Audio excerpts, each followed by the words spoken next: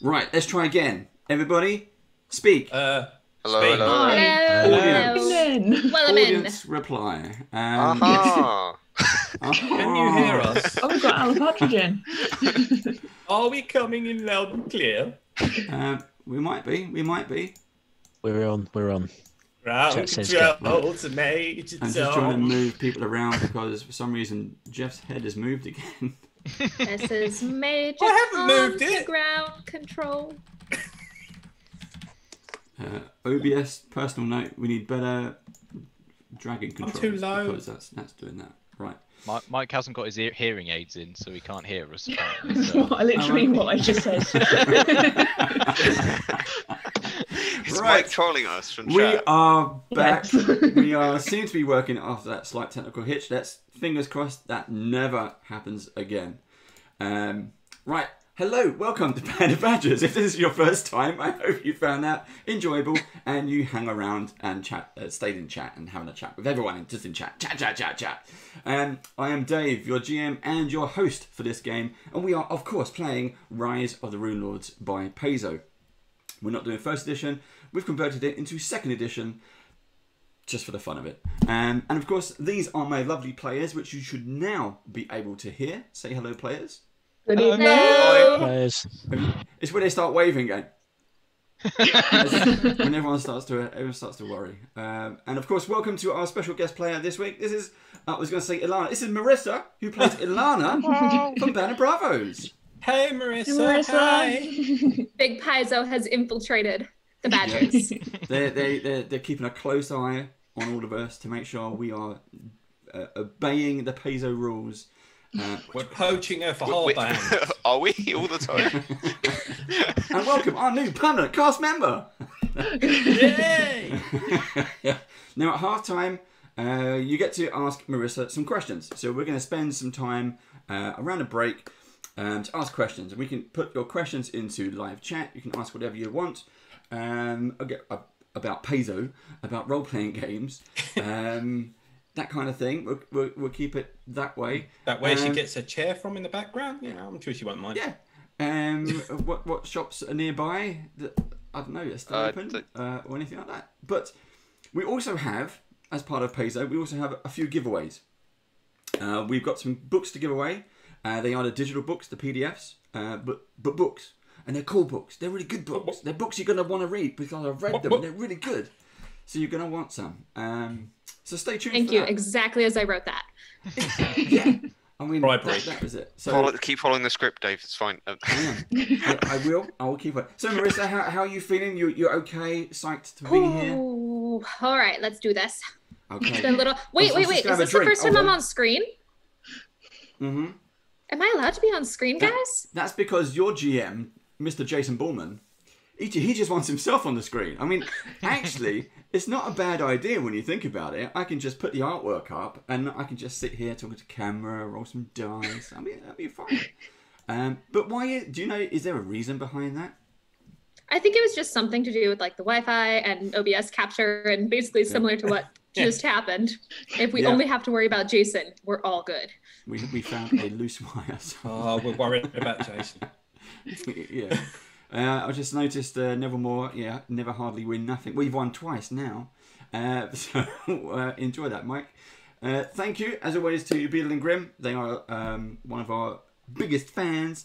They are one of our main supporters of not just the stream, but of our entire channel. We have many different programs and shows on our Twitch, on YouTube, so go and check that out. And of course, in the box below me, currently it says Dogmite. The companies that we work with all provide you, the audience, with discounts for their various things. So keep an eye out for discount codes. Could be anywhere from 10, 15 to 20%. So do keep an eye out on those because you can save a pretty penny and get some cool RPG stuff. So please do that. Now, if you, at home, at work, wherever you may be, would like to support us, you can. It's easy. We're on Twitch. So just use your Twitch subs and you can keep us doing what we love to do, which is play games. But we have more than just Runelords. We have other games. Now, tomorrow, join us again, same Badger time, same Badger channel, for our Starfinder campaign, which continues tomorrow. Then on Monday, we have our Great British Brush Off, as that continues as well. It'll be the second of our brand new series of mini painting progress. It's the Great British Brush Off, which means we get judged on the quality of our minis at the end once we've painted them. I've never painted before. I'm in there. I'm learning some new skills. I've been practicing over the past few days as well. So hopefully I'll win the Gold Star Painter of the Week on Monday. Participation medal for you, Dave, I'm afraid. Yeah, Sorry. it might well be. It might well be. And of Hey, course, I was impressed, man. It was your first time painting, and I thought you did a good job. I did not do a good job. It wasn't bad. my I've goblin seen worse. has like warts and bulbuses and still looks sweaty. So I think he's definitely got the I plague thought or that something. was the plan. No, I thought it was a theme. No, it's just clumpy paint. And next Friday is Tomb of Annihilation. It will be back. So now that all that is done and dusted, let's just see who is sitting there watching us at home, having a beer, watching us at work, having a beer, watching us having breakfast and having a beer. At breakfast. And That's my breakfast. favourite time to have a beer. Chav Hunter's back. Hi, Chav Hunter. How you doing? Commander Root. Commander Root. I don't know if that's a bot or not. Wow 1. GG Wow 1. Good game Wow 1. I don't know. But hello, thanks for joining us. Ipsy's there. Hi, Ipsy. Marshmallow Mowbray. Hello. Marissa, that's you. Hello. Nice to have you join us. And Ch03, who is the artist for all the artwork you see behind us. Fantastic artwork. He is available and for hire, so do check him out as well. He'll be appearing in the little box below me. Your Character Studio is his business name. And also Josh Maguire from the Maguire Review. Hey, Fantastic, Josh. fantastic YouTube channel. Does all kinds of role-playing game and board game unboxing reviews. If you have a product, if you have a Kickstarter product as well, get them over to Josh. He's based in the States. Because it won't come to us because, you know, there's a huge delay. There's a big traffic jam with boats and containers. Plus Brexit has thrown a massive spanner in the works. So It's all a bit crap. Send it to Josh, yes. Send it to Josh. So, how are we doing? Are we ready? Good. Are we ready now? I'm good, Are we I'm ready. for this? Yeah, Right, good. okay. Let's go. Yep. All right. Right, here we go. So, last week's episode, you had managed to get back to Turtleback Ferry, as it's been almost half of it been flooded and washed away. And then what you didn't find, well, you did find it, but what you didn't know was there was a huge gargantuan beast called the Black Magga. And Harrison and Rupp took refuge inside the church to kind of save some people. Unbeknownst to them, the Black Magga just wanted to give the church a big hug, big friendly hug, but it was too strong. And everyone on the outside thought, oh look, it's attacking people. It's not giving them a hug, it's hurting people. So they attacked it. It in return attacked them. And then Harrison had this cool move idea where he was like jumping up the roof of his thingy, gauntlet thing, grappling hook. He ran across the roof, jumped over 2 swords into its back, and then Sharon tipped a big wave on it to make it fall on its back with a Harrison attached to it, with the church steeple piercing all the way through its body into its heart. I'm very good at doing friendly fire specifically on Harrison.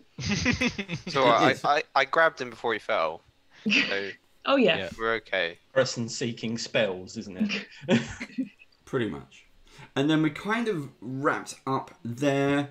You were joined by Toblin the Goblin, who said his farewells and went off in a different direction. But you spent, it's been about a day and a half. You've gone back to Fort Rannoch. The river is still moving quite rapidly, but the floodwaters have receded on the main river, on Skull River, leading back up to Fort Rannoch. Yelena, you've managed to find your cat safe and well, and also the food stores are safe and well. But during this entire time since you've arrived at Turtleback Ferry, which has been it's probably been over a week now, it's been constant rain. You're kind of getting to the point where you wished you had dry clothes and you missed the sunny coast of Sandpoint. It's quite miserable in the Hook Mountain region because of everything that's been going on. So you're at Fort Rannoch. What would you like to do? Well, I think we need to find out where the heck all that water came from and who did it. Because I think someone did it. I don't think it was a coincidence. Obviously not in Tolka's form there. I was just talking out of game as a plan. I don't know what did I mean. What even happened? Like the creature like blinked away, and then all this occurred. What even triggered it? Could it be? Yeah. Is it something to do with Lucretia? Was she trying to collect on all those souls at once? This is a good point. Yeah, makes sense. But like, how'd she just? That was quite fortuitous if she didn't trigger it. Well, that thing that was crashing the church, it was it had been awakened by the mother of monsters. I think it had something to do with Lamashtu. So I don't know whether Lucretia has something to do with that. That's a name we've heard before. We've had it quite a lot. It's kind of following us around. Lamashtu was the statue in the temple we found below Sandpoint. Yeah. Yes, I think we need to investigate. I think we might need to backtrack. Well. Do we really have to go out in the rain again? Yeah, even I'm fed up with the rain and I'm used to being on the sea. Yeah, and Tulkas is used to the cold, so he's just stripped down to his pants. He's just walking around in his pants and nothing else. Well, Tulkas has been helping. Tulkas has been helping some of the people from Turtleback Ferry. So the food stores in Fort Rannoch, you've basically opened them up. There's not many Black Arrow survivors left. You've not seen Caven, Vale or Jackodros since they were all swept away. But a few people have managed to turn up. There's been a few sightings of random ogres in the woods. But Tulkas has pretty much been carrying loads of, wagon loads, pulling the whole wagons himself. He pulls the horse next to him as well. Yes, I'm looking particularly beefy now, even more than before. Yeah, I was on the horse at the time. I'd kind of imagine that Rupp would be on Tulkas' shoulder the whole time going, yes, and put that there and do that. Reasserting his dominance He's after much more last subtle week. than that. He'd just say, it'd be quite a good idea to go there. Like, yeah. Maybe put that down over there. Yeah, so once we're kind of like sure that we've helped the people as much as we can, then I think we kind of seriously need to go and investigate what happened. So a bit of backtracking, sort of thing. Yeah. yeah, I You guess. agree? Is there? So I guess the remaining Black Arrows know the mountains kind of well. Yeah. Go on, Steve. Did we have a map of the region? I think we did, didn't we? You do. You did have a map, or you do have a map. Yes. Yeah. Okay, so is there anything on the map marked upriver that might be of interest? Because I'm assuming whatever has happened, whatever caused the flood, is gonna be upriver. That's where the water must have come from. Yeah. Maybe a dammed lake or something, like a massive inland lake or something. So the map that you had showed there is a dam. It's called the Skulls Crossing. The locals know about it as well. The Black Arrows know about it. They can inform you of where it is. The dam is obviously supposed to hold back everything, keep everything clean. But it's been there. It's from what the Black Arrows have been telling you, Elias. It sounds to be one of those Thasilonian remnants. Like the bridge. Yeah. Like some of the marker stones. Yeah. Okay. Right. Well, I guess we've got a destination in mind. How far in days' travel is it? It was quicker coming down than it will be going back, I think. True. You didn't have to run, Tulkas. No. It's going to be a good trip. It's going to take you a while to get there. Okay. You've already spent a day and a half since the huge flood.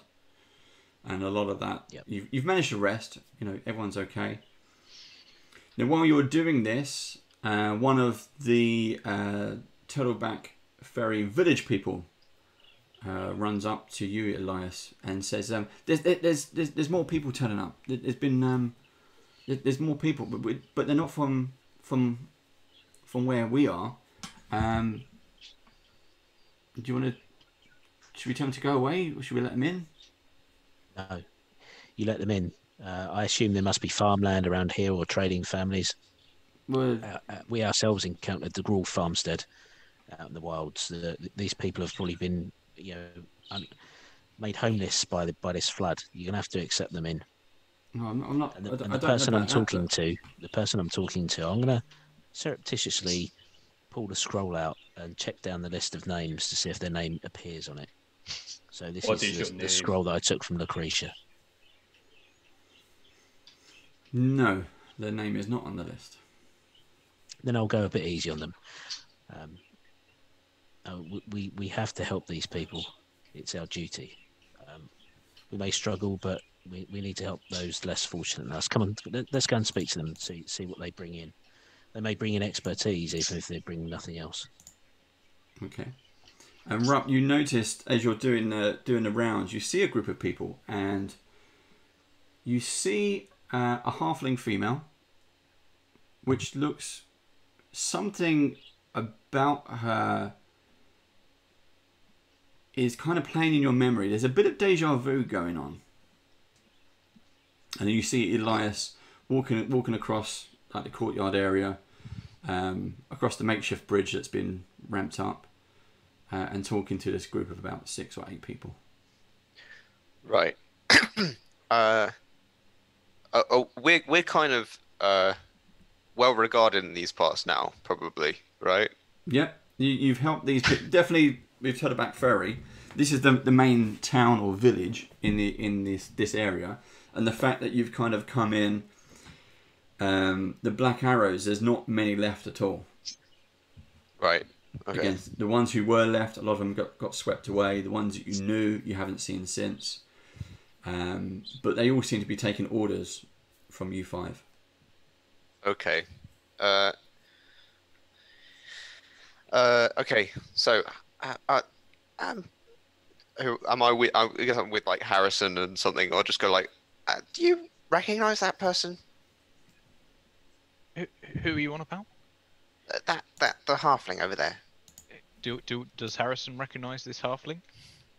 I don't know. You can do a perception check. Or you can make something up. No, I've not seen her before. Yeah, is she one of the new ones? Let me just check. And I do a little trot over. I just go, hi. You're not from these parts. You look familiar. I don't think I'm from these parts either. It's almost like deja vu or once upon a dream. You look familiar as well. Yeah. Hi, my name's Rupp. I hold out a hand. I tentatively, hesitantly reach out to shake it. Ilana Thistlefoot, at your service. Excellent. Sorry, what? Thistlefoot? Yeah, I'm. You're not from the north, are you? You could consider that. I consider myself from about everywhere. I'm rather nomadic. Oh, okay. Must be a different one. Couldn't be the same. Right. Yeah. Why have you come to town? You got anything to do? Besides perhaps finding my party, the last thing I knew, I fell asleep in Absalon, and I woke up and everything was destroyed, and I was in the middle of the woods and everything was flooded. So I just followed where all the other people followed. Right. Okay. Your party? You adventure? You could call us adventurers. They like to call us the Band of Bravos. Oh, bloody hell! Another band. Another band. Well, yeah, we're kind of part of one too. It's much better than yours, probably. Oh, Shots she is fired. against, remember? Shots fired. Shots fired. Yeah, I show a paw print symbol on something. If Tokus is near you, you could point at Tokus. He's got a tattoo on his shoulder. Yeah, it's. I promise it's not a cult, but he's got a tattoo. He's got a tattoo of it on his arm. Look at him, and he's like hauling a cart or something.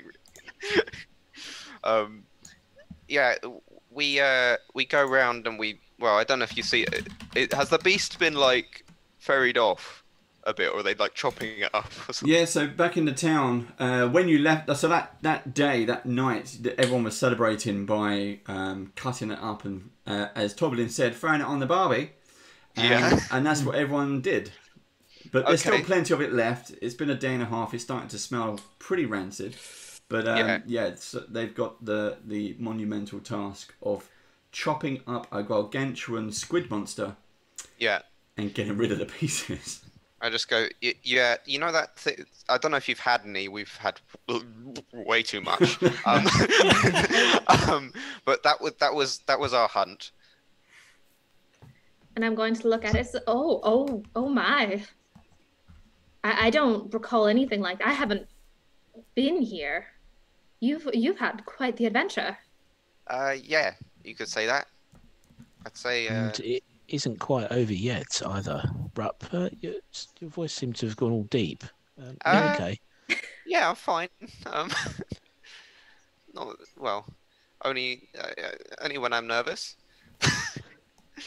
Why are you nervous, I mean, Rupp? I'd be nervous too if I took out a monster that size. Look at that thing. It was big. It was big. Actually, we're trying to head off and see what caused this flood. I overheard you telling Rupp you're searching for your party.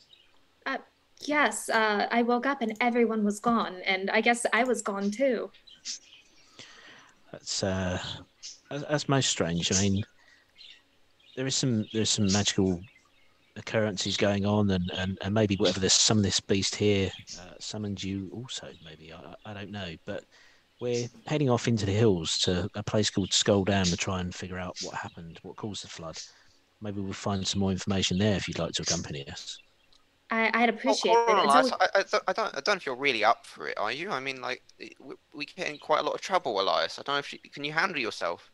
I mean, it's better to keep a party together than to separate a party, and I would appreciate having a party to be with. Yeah, you'd be welcome to come along with us. Rupp, are you feeling all right? Yeah, sure. Are you sure? You've gone a bit pale, and it's unlike you to not be welcoming. No, it's nothing personal or anything. Just you know me. Thistlefoots haven't always been good to me necessarily, or I haven't been good to them. Oh dear. I mean, it's been a long while since I've been in contact with anybody from the Thistlefoot clan. The clan? Clan, family, whatever you want to call us. Okay. Yep. Cool. Yeah, you can come along. It's fine. Hey, Rupp, who is your friend? She looks very handy. Is she coming with us? Apparently, yes. I suppose. I mean, I woke up here and I found a different band, and now I'm trying to find my band, and maybe you guys could help me. We will help you if we can, and we will keep you in sausages if you help us out. Harrison crouches down to Rupp's level and makes kissing noises in his ear.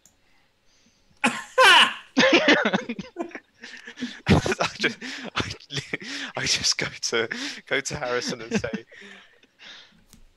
Harrison, she has the same surname as me. I don't know. For one. Harrison, he is not from the deep south. And two, No. Elena doesn't hear any of this. She just kind of leans on Harrison to see if she can overbalance him and make him face plant in the mud. Can I stamp on his foot? I'm going to roll a strength check and see if I can knock you over. Brother, do you have the lip fungus again? Do you need the cream? Oh, 1 second, guys. We have just lost sound again. Let's see if we can pick that up. We're gonna hold on. There we go, and we're back. Sound Hello. problems again. Hello? Can you hear us? Hello. I can hear you. Can you hear me? Yes, And the can chat you hear us. I can hear a voice in my head. Steve nods. What is that voice? What is that? Can you hear me, Steve? Yes, yes, I can. Can I get back to stamping on Harrison's foot, please? Ep06 can hear us as well, so we may continue. Ilana is absolutely used to these kind of interband shenanigans, so she just lets this happen. Like, no, this is completely normal. This is what friends do, right? Exactly. Well, maybe a bit strong description there, using the F word.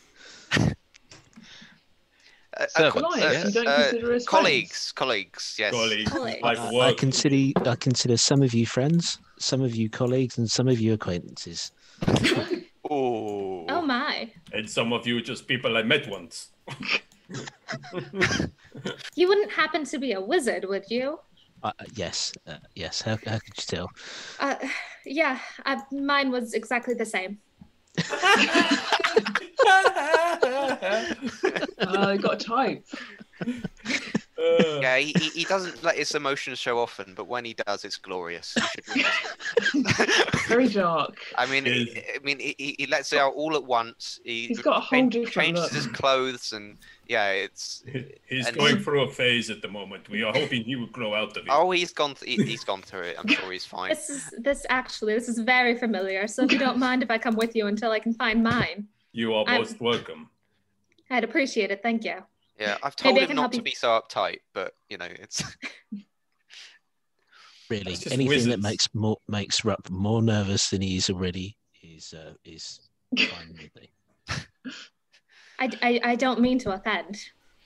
No, it's fine. I know you're not offending at all. Let's go. Did you need a hand getting up? So we are heading to the source of the water. All right, let me just pack my things and ask my god for please help.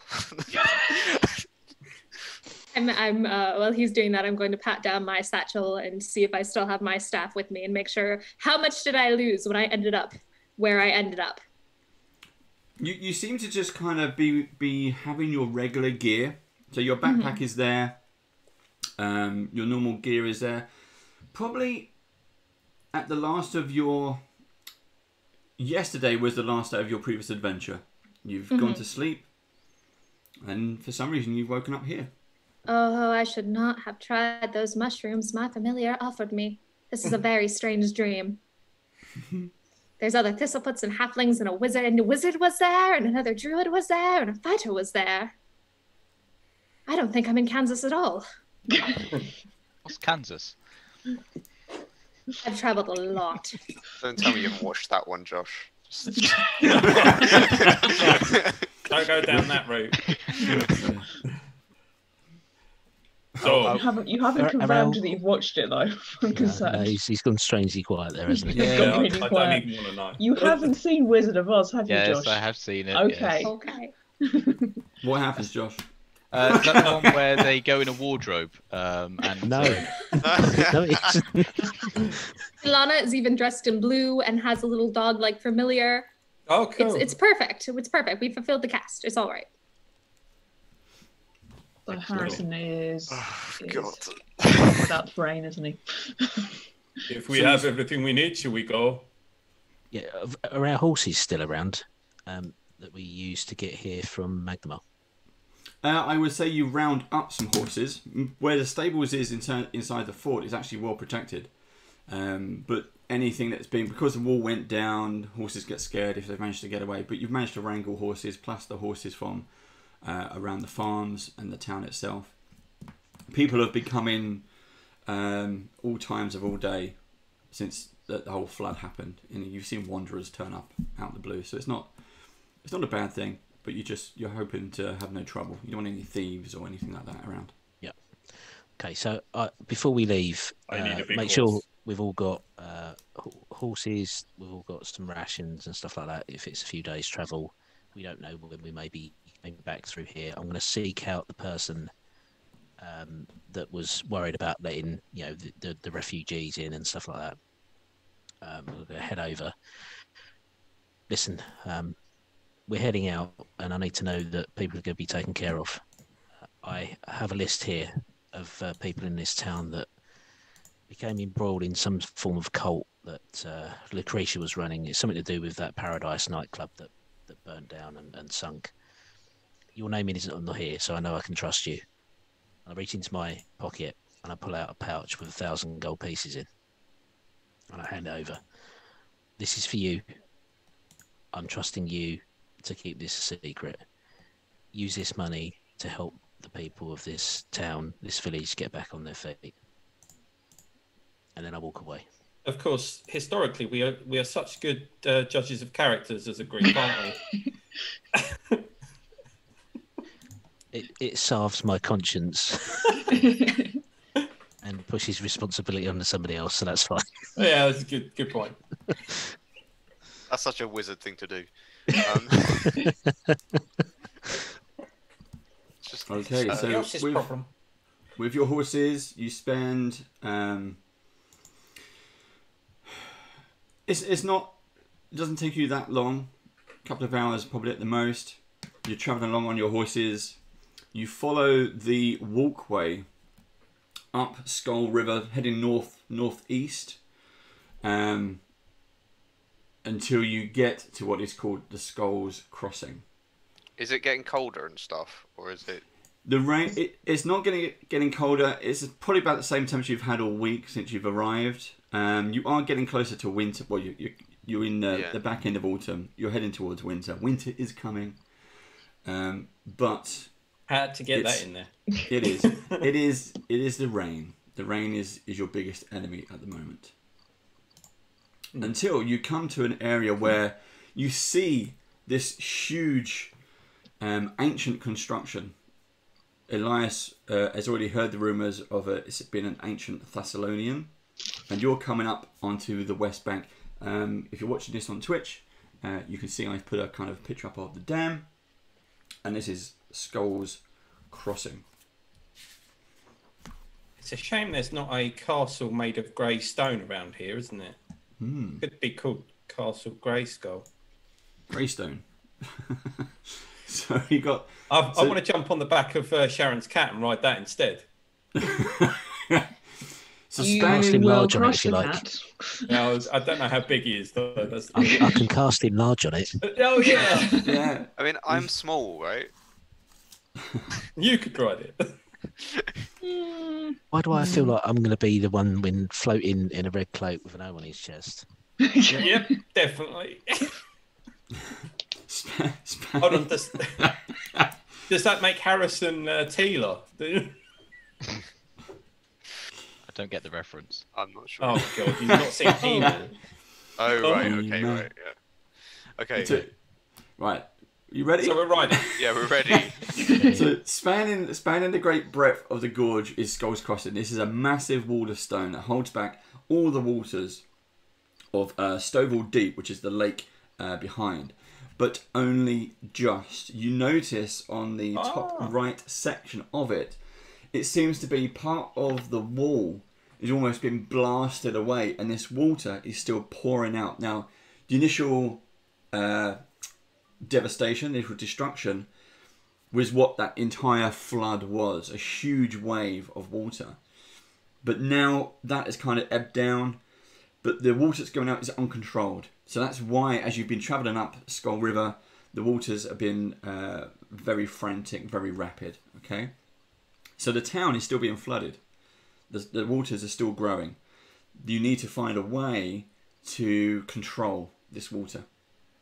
Now, on the stone dam itself, there are thousands of skulls have been carved into the dam's face, with 5 larger ones decorating the middle length, as you can see in the picture. If you look, I noticed they're grey skulls. That's Yes. That's rather ominous. I don't like their architecture, I have to say. Who paints it with skulls? It's not painted. Oh, no, sorry, You realise carved that in. they are carved in. Yeah. For now, go ahead. carved or is it made out of skulls? Good question. Could be the skulls of giants. That's Looking at the picture. Can we tell from this distance, or do we need to try and get closer to find out? Well, for now, the ancient dam seems to be holding its own against Torval Deep. But unless, if you think about it, unless these rains end soon, the recent flood will look to be a minor precursor to quite a catastrophic disaster if this dam goes. Do we think there's any way that we could repair it? It's not about repairing it, it's about controlling the water. So every dam has a way to control the flow of water. And if you look at the skulls, you can see where the skulls' mouths are. There's old trailing it's watermarks. The remnants of water, yeah. So that was a way to keep the lake at a particular level.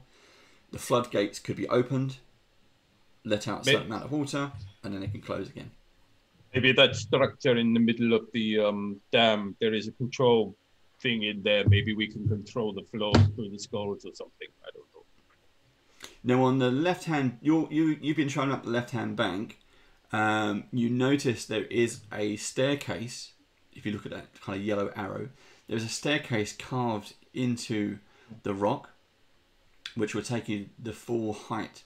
It disappears into a cave, but that seems to be the only access to get you to the top of the dam. Well, I guess we're heading that way then. Let's head into the cave. Take the stairway to heaven. It's not what I would call it, but at the bottom of the dam, there's a lake, and then that lake feeds into the Skull River. Is that correct? Say that again. So at the base of the dam is a lake, and then that lake feeds into Skull River. Is that correct? Yes. Yeah. Okay. So we need to lower the level of the dam to below where the crack is, or the damage is, and then make some sort of repair so that the water level can continue to rise as the rains continue to happen. I guess we've got no way of stopping the rain. Has anyone got control when weather? we were in town, I heard that the rains have come early this year, and they're quite heavy. Apparently, like 40 years ago, something like that happened, and there was some witch that was involved. So they are unnatural. It might be coincidence, but you know, it's been pretty supernatural already. So maybe someone's behind the rain. If we can find who is doing it, we may be able to stop them. Yeah, because it can't keep raining. They'll keep flooding. Yes, even if we deal with the problem now, it will only return. Yeah. I know there are magics that will help us repair the dam, but they're powerful, and I don't possess them. Yeah. We're good. So, we're not that good. Yeah. We're getting there. Yeah. We should at least go inside and see what we can do to help.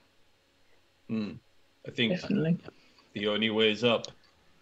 Well, we need to see if whatever caused the damage in the first place is still here, and maybe get rid of it, and then enlist some of the villagers to come up here and help us with the repairs. Does the damage look like it might be black maga shaped? Good point. Oh. Good question. Did that bash through the dam, Dave? Possibly. You can go up and get a better look. So no matter what, we have to get closer. Yeah. It's almost like we're being led towards it. It is. It is a look. You see a railroad just right next to the pathway. But what if I could walk on water? Is that an option? You can walk in air. Yeah, I can, but you can go. Either way, we have to get to the top of it. Yeah, I don't know. Yeah, okay. Yeah, we still have to get to the top. So we are going up the stairs. I think we go up the stairs. Yeah. Yeah. See where it goes. Let's do it. Okay. Can Harrison Do it do now. Harrison do a bomb into the to where the water is? Oh Because dear. you're not wet enough from the rain. It's a You get raging totally river soaked. right now, Harrison. I'm not sure it's the best idea. Rupp can As use he- you so much. As he goes to jump in, I grab him by the scruff of the back of the neck and pull him back. No, go on, After his go heroic for skills. it. Go for it. I think Izzy will just try and grab the back of your boot or something at the same time. Oh. No. Instead of jumping in, I tell everyone about my story about how I got my scar. Which one? Yeah. The big one that's paw shaped from the lion that I heard it was a pussycat. I quietly pull out my notebook and start writing this down. Oh, the Bravos are going to love this. It happened to you when you were 5. It was a domestic cat. Get over it, Harrison. If it's all fiction, what do they find with fiction books? I mean, all stories are exaggerated just a little bit. Yes. Harrison's more than a little bit, I think. exaggeration is my middle name. Grossly is his first. I know a bard that would love you and love your stories. So instead of jumping in, I'm gonna just bundle over to head into the area and just kind of lead the party into the lead unknown. the way. Okay, so ahead of you on the west bank, there is a 7-foot wide, winding stairway of stone that climbs the cliff face, just as you reach that area.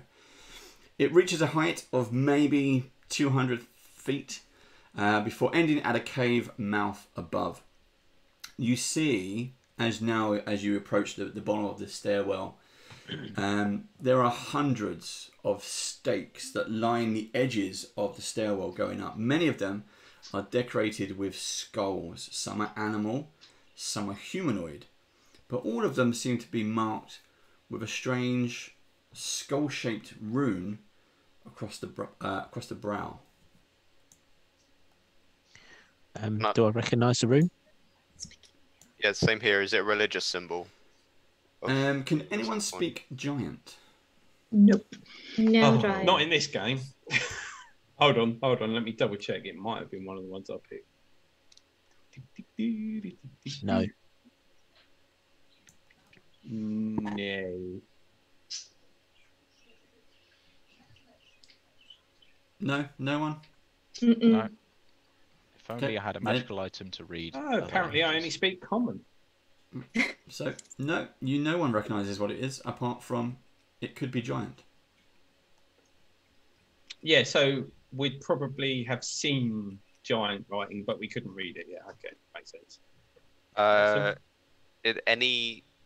I mean, souls are quite reminiscent of religious symbols at all. Do I know of any person who'd want to do this of some kind? I mean, it's certainly not good. To worship a specific god, you mean? Like? Yeah. Yeah. Good question. So, they're skulls on spikes with a marking. Okay, right. Sure. Okay. It's not something we can figure out other than be maybe a little bit more cautious than we are usually. Can I get out a notebook, or at least some kind of piece of paper and just draw the symbol, or kind of? Yep. Right. Do you have a piece of paper or a notebook? I have an adventurer's pack that probably has it in. I think it has parchment in it, doesn't it? If I recall. I'll lend you my writing kit. Okay. I will. So I'll pull a playbill out of my bag. I will attempt to write down the what I see in the and it to kind of. Is the rune like carved into the skull? No, it's drawn. It's drawn. Do I know what with? Is it like charcoal or like? Probably charcoal. Okay. Are there any charcoal fingerprints on the skulls? No. And are they? They're painting. Yeah. Maybe turn around. No. You know what it is like, Dave. You've been there. It's a type of a shape, a symbol of a skull on the forehead of the skulls. Okay. Skullception.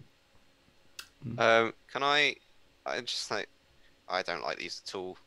Can I try and pick up one of the stakes? Why are you messing with it, Rupp? Ooh. What could be gained from messing with it? I mean, it's a skull on a stick.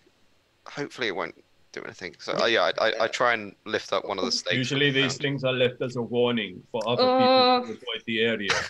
I'm before he does that, I'm going to do a detect magic just out of caution. Just maybe don't. Okay, so you don't feel any presence of magic. You feel loads of magic coming from the people around you, but not from the skulls, the stakes, or anywhere nearby. We're like walking Christmas trees. Yeah. So it's just mostly an effigy. Yes. So it won't set off anything too terrible if you pull it. I guess. I pull a stake out. You hear a voice shout out at the top from the cave entrance, which is kind of extra boom from the cave. Oi! You! Put that back! Hi? Sorry. Put it back. And all you hear is like, oh, yeah. So, as the voice kind of grumbles and seems to disappear back into the cave. Okay. We couldn't see anything though. We could only hear a voice. Yeah. Yep. Yeah. Can I cast light on my staff, and then just point it up at the darkness and just go like Spotlight. Yeah, try. It's about 200 feet away. You light it up, but yeah, there's no one there. Just in the cave mouth. There's nothing there that you can see. Does the path go past the cave or only into the cave?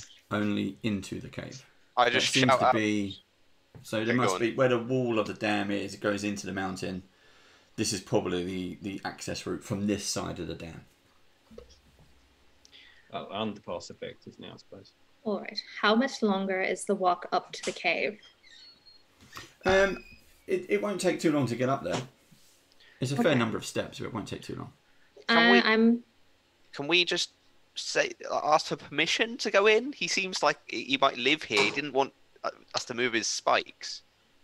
Maybe we could pay for passage or something rather than start a fight. Just ask permission. Usually asking helps, but... Hello? Let's be friendly for a change, yes. Can we walk through here? You can use the stairs, yeah. Okay. I start walking up. I'm actually going to hold back a little bit and try not to make too obvious eye contact at Rupp. Like, oh, I'm going slow because of my short halfling legs, but I'm just going to hold back a little bit. You also notice while you're Rupp, if you're going first, that the stairs, every now and then you have to take like 2 steps. They're just a bit bigger sized than usual. Definitely not halfling sized. Yeah, definitely not halfling sized. Okay.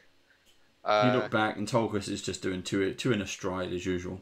This is good workout for the quads. Yeah. Okay. Right. He seems friendly, right? I wouldn't go that far, but he doesn't seem to want to kill us on sight, so... I'm sure we'll be fine. It. I've met big men like Tolkis.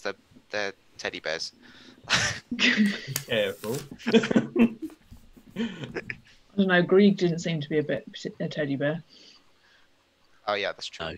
No. Yeah. I guess there's only one way to find out. Let's head into the cave. Maybe we should ask, as just as we're about to break the entrance, we should shout out something like, "Do you mind if we come in?" I think we already said, and he said use the stairs. No, but he said use the stairs. He didn't explicitly say come in the cave, did he? I guess. You know what I mean? So, as we get to the top of the stairs, Dave, I'll shout into the cave. Do you mind if we come through? Well, I didn't say you could come in. I said you could use the stairs. We are willing to pay for passage, or maybe help you out with something if you need a hand. Oh, pay, yeah, all right. Come on in. Yes, I go in. cautiously, obviously, not just Okay. run through at full speed. So It's like walking at half speed. So, Jeff, you can see if you check out Dungeon Fog. We're just going to do this for the players, just so you've got a marker. The air in this 40-foot high cave is freshened by a brisk breeze whistling through from the north. Yet, around you, there are dozens of mostly eaten fire pelts, deers, and even a few humans heaped along the walls fill the room with a stomach turning stink. Got a few tongue twisters there. Yeah, but leaning up against the wall, picking his teeth, is a bit of a two-headed monstrosity. And I'll see if I can get you a picture in Twitch. It's not as bad as the skinned people we saw, is it? No. You've seen skinned people? Yes, Yeah. we have seen some very nasty things. Almost Found put me someone's off my face. sausages once. It's worse than So I've seen in the hospital. you see this two-headed thing standing before you. Oh, it's blue. Oh, hello. And he's Got like my picking his hand on teeth. Izzy's back. He's like, "Oh, you said you got you're gonna pay." Yes, what sort of payment do you require for passage through your lovely cave? It smells nice in here, I must say. Yeah, I quite like it, really. Yeah. Yeah, you're gonna pay. Yes. What you got? Would you like some gold? Yeah. I'll take a gold. Okay. Yeah. All right then. I flip him a gold.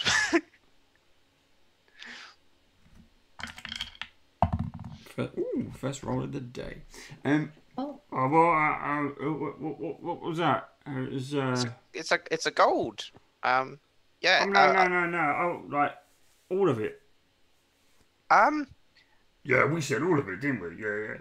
Yeah, I want all of it. Well, we have more gold, but it is down the stairs on our horses. We do not carry gold in. Okay, I'll go. And he kind of skips out of the cave. I'm gonna get horses and gold, or gold horses. Yeah, might be. So let's go. Oh, Which way 'cause is you do realise we're walking back now, right? I have other means, maybe. Has anyone Horses are dead. better gaming for a second here? Has anyone got anything that can make the stairs slippery? I do not, unfortunately. Oh. Yes. Yay! Oh, dear. Go for it. I was going to just leave him be. Yeah, that's what I was gonna. Yeah, I don't just- want him to eat the horses, bro.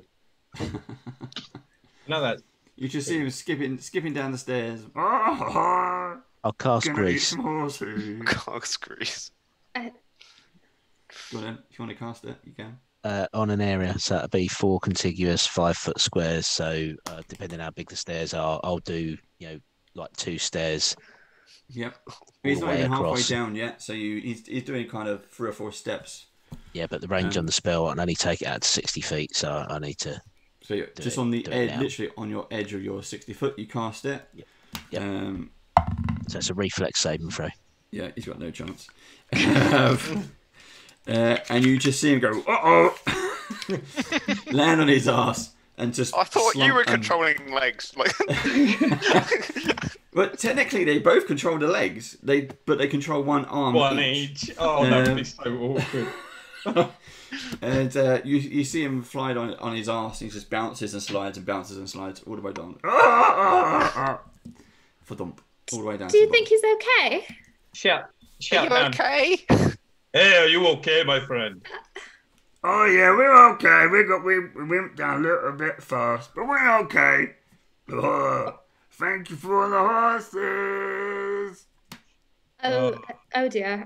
Maybe we should just keep going. Look, lunch. Yeah, I think we continue. I almost feel sorry for him, really. We could probably try and convince him to help us and repair the dam. He's pretty good at moving big rocks anyway. Yeah, unless he was the one who damaged it, but I don't think that's going to be the case. No. We might even be able to spin it from the angle that someone's ruined his nice home here, and we're happy to help him get it back to niceness. I shout down as well. You didn't happen to see a woman, red hair? Had an air about her. No, don't think so. Either of you? Nom nom nom. Right. Okay. Cool. We should probably keep going. Let's keep moving. Yeah. Yeah. We carry on. Well, I'm glad we didn't get attached to those horses. That's what I can say. I'm glad he didn't take a liking to Izzy. Yeah. Kitty not on the menu. Mutton. Ugh. Okay. So you follow your way out through the cave. It's just like a couple of chambers, and then it opens up onto the upper walk of Skull's Crossing.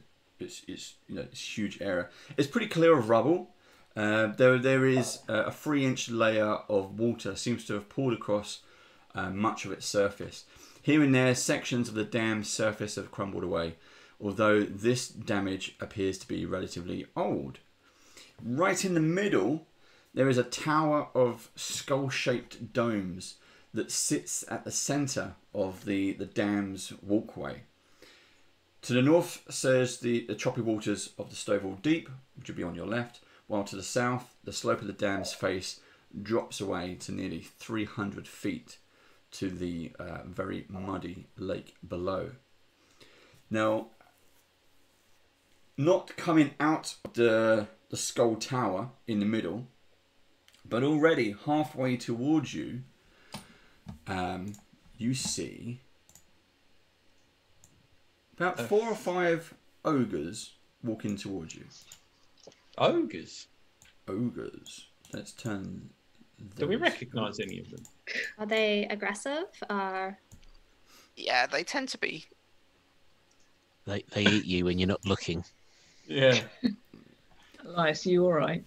No. You're not slipping back into emote mode, are you? Don't cast Fireball yet. We don't know if they're friendly. Oh no, they're in a line. Lightning bolt will be much more effective.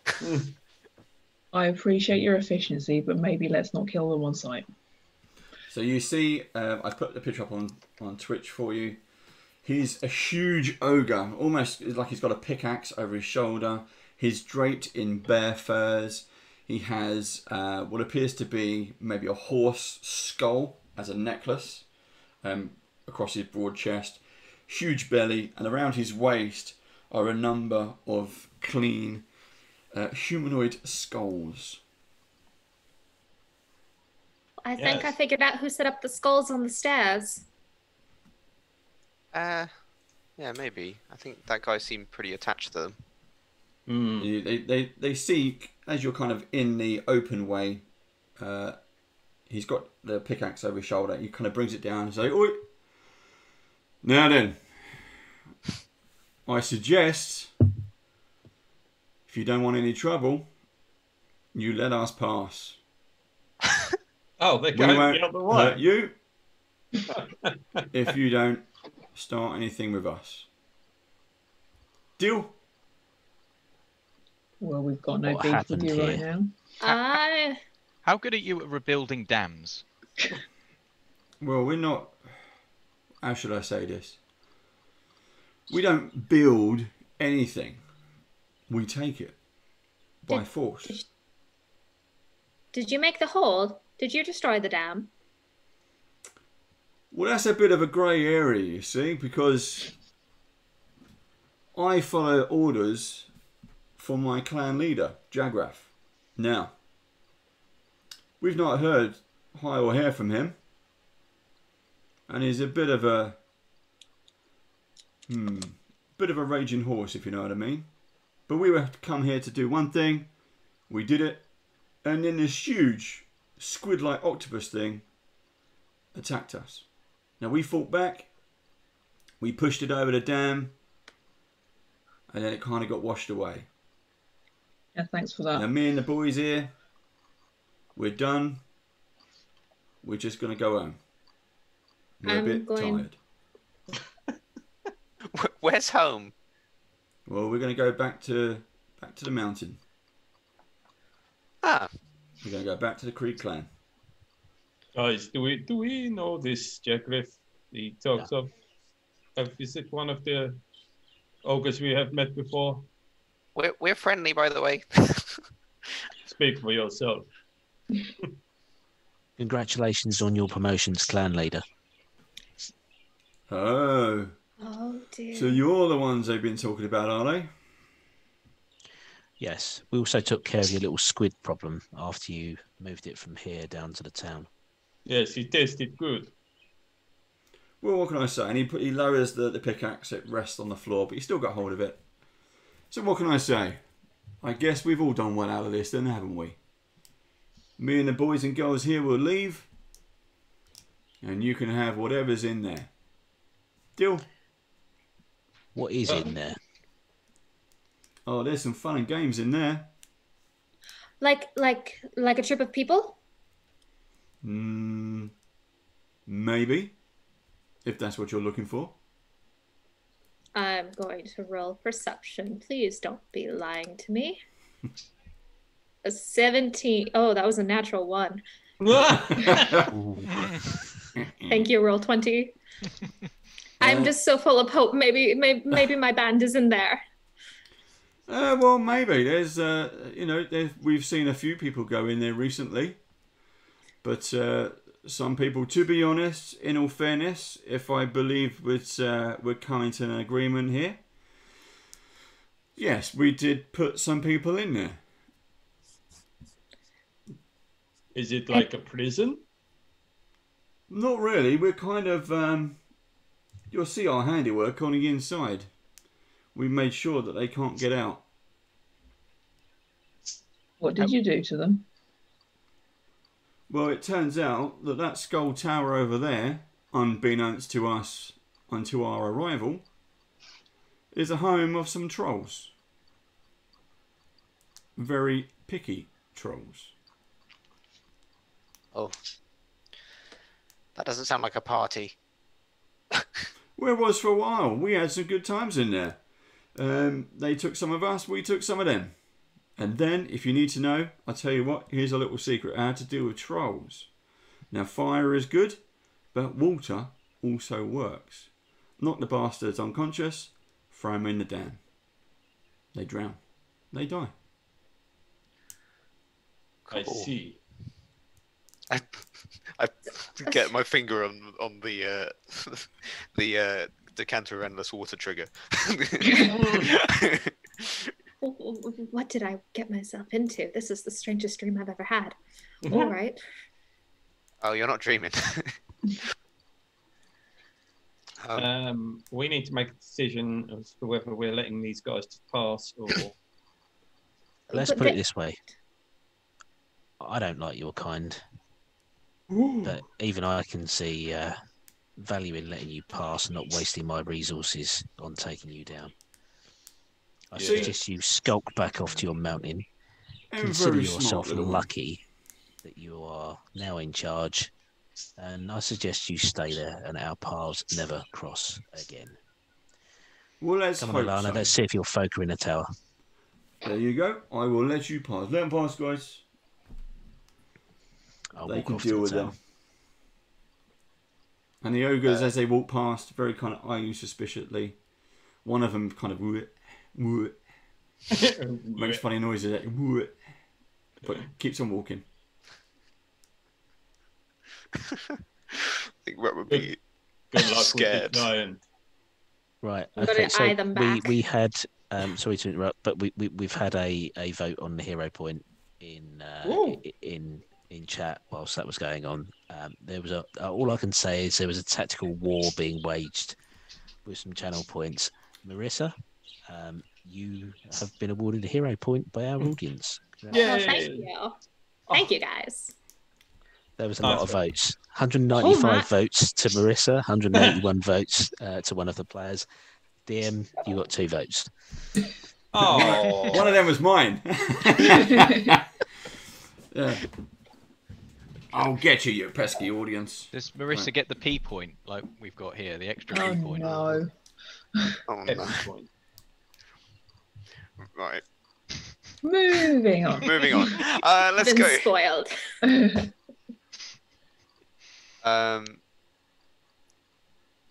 Well handled, Elias, I think. Elias, I can you turn down I don't like ogres. They're almost not worth my time anymore. You can turn Let's- down the let's emo move now. on. I just hope that decision does not come back and bite us in the ass later on. Our friend down there must have vanquished them, right? Like that.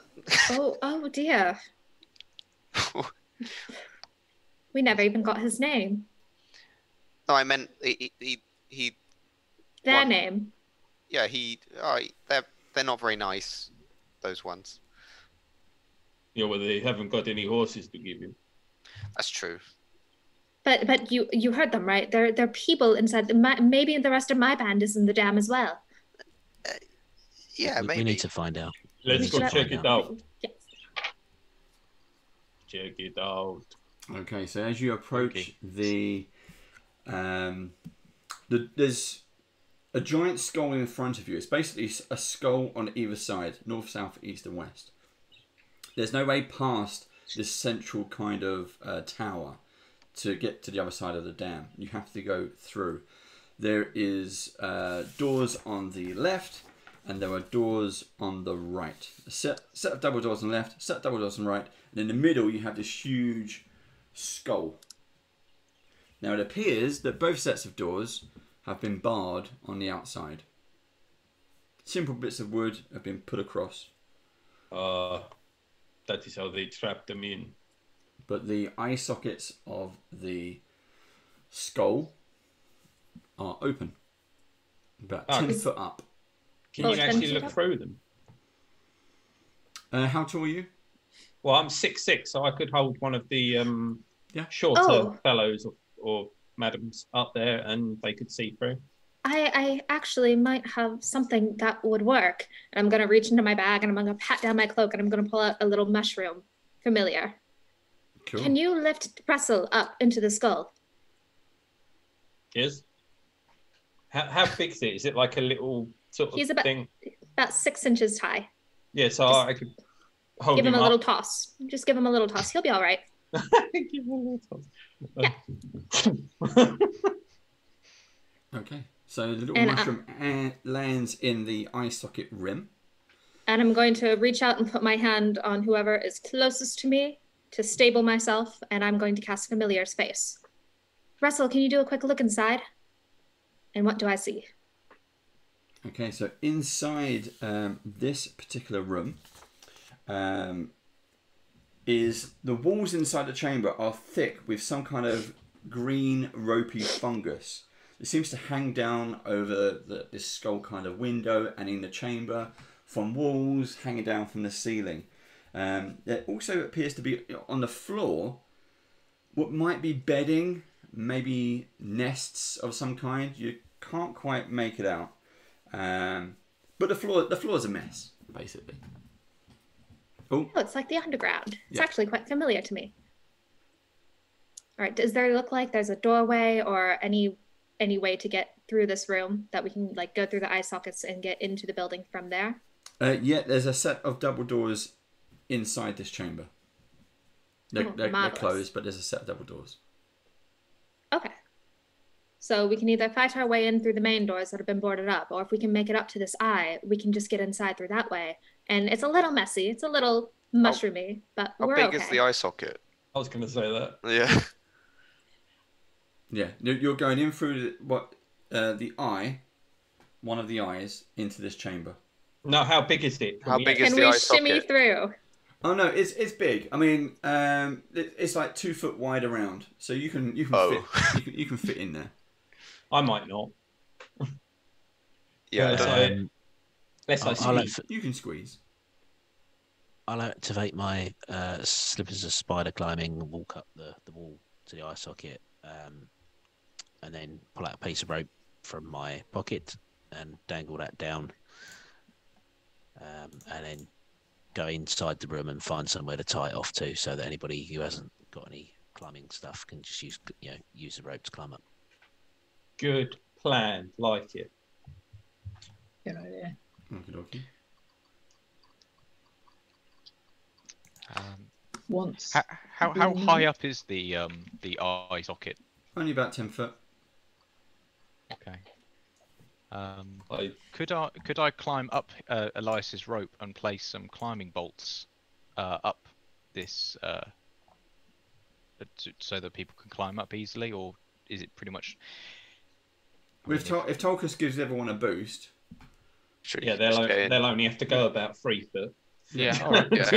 I was just trying to make it easier for everyone, but okay, yeah. I'll let's all get in. I guess. Right, so yeah, Tulkus will anyone who doesn't mind being picked up, that is, because I know some people don't like it. Anyone who does want a boost, he'll give a boost to. Yeah, I'll go. Yeah, I'll go for a boost. So Elias takes his slipper, puts his slippers on, and walks up the wall. And everyone else gets a boost. I just 60s Batman. Oh damn it! I was just going to say that. I need a Robin. Rupp, quick, go behind me. Shut up. I don't know why I'm thinking of like actual slippers, like fluffy ones. I'm thinking they're like bunny slippers or something. Yeah. Yep. We can definitely make them. Or fluffy spiders on your feet. Like something like that. Yeah. Okay, right. We're ruining his character. But Well, you guys did this with the Werther's original, so I'm gonna, insist.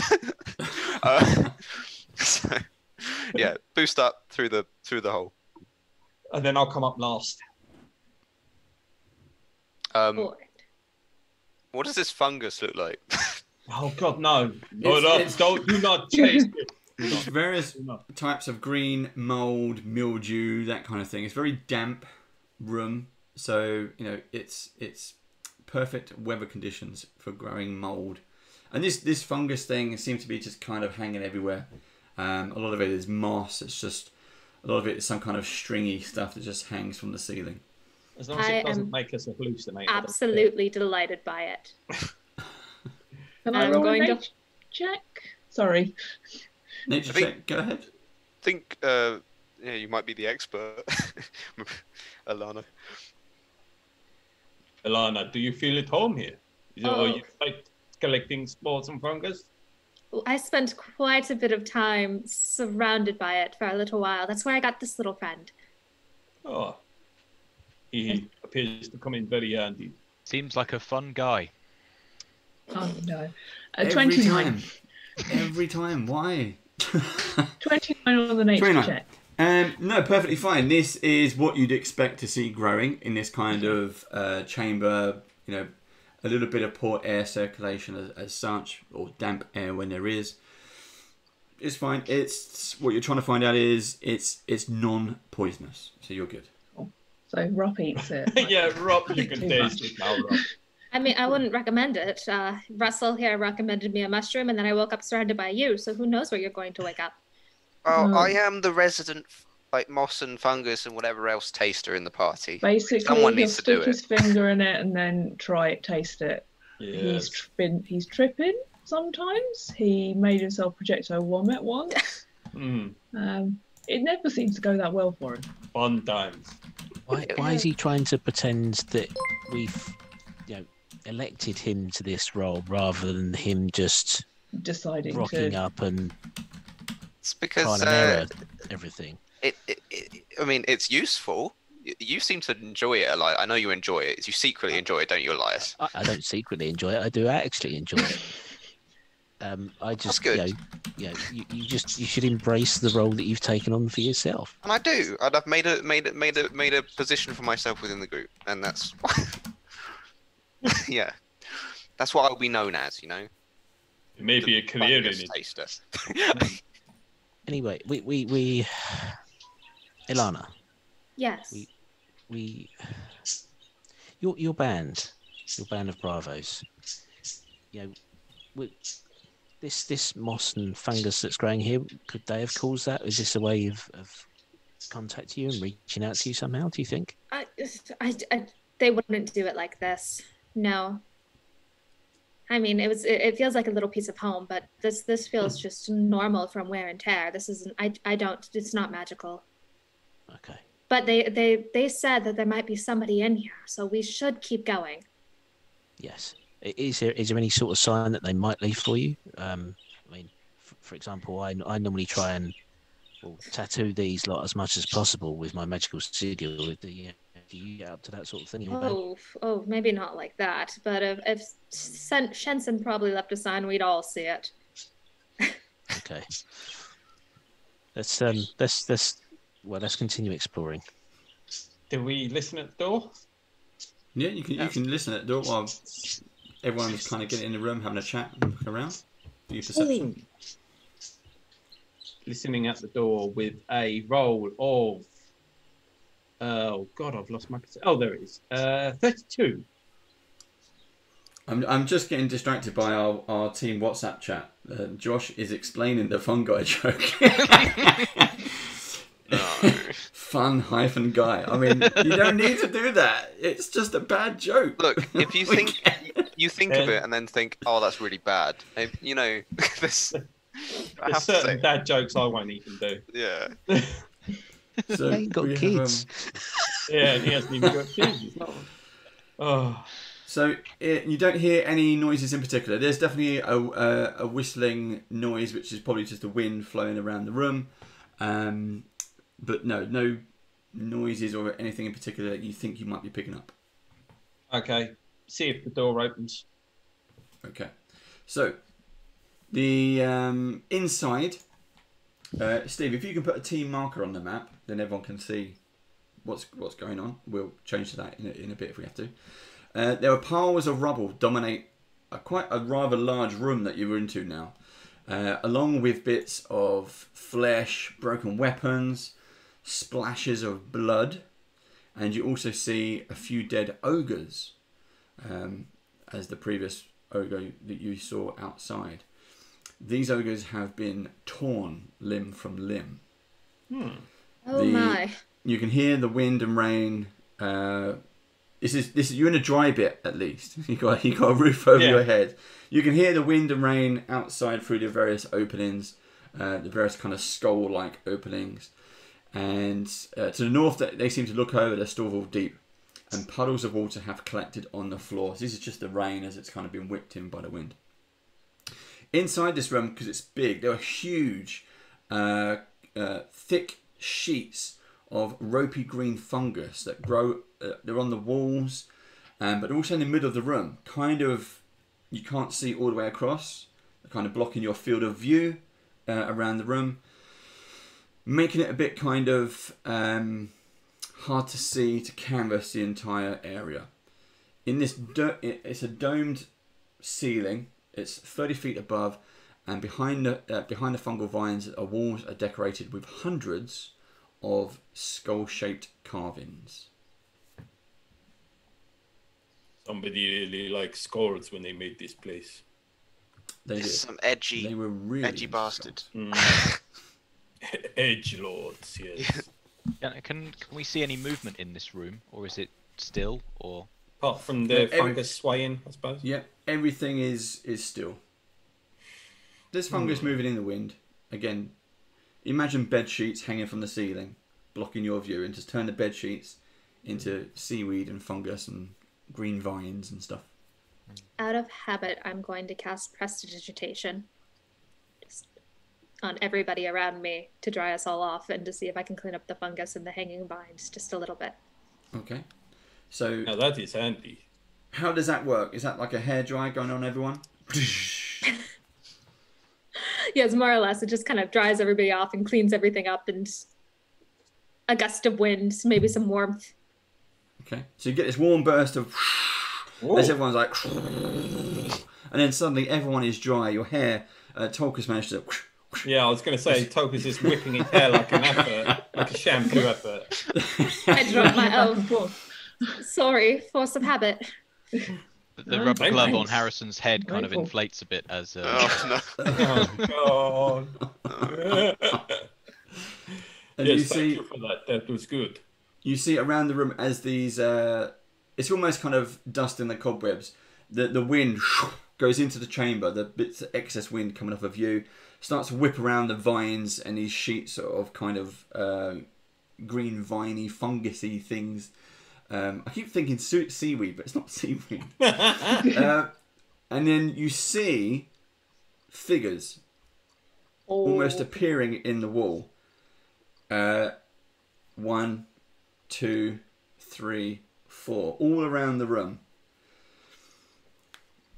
Oops. And then you see them all lock onto you. And then you see them bar their teeth and these huge white fangs on the top and the bottom of their jaws. As one of them, the nearest one, leaps out almost directly towards you. Hello, have you seen a troop of actors anywhere?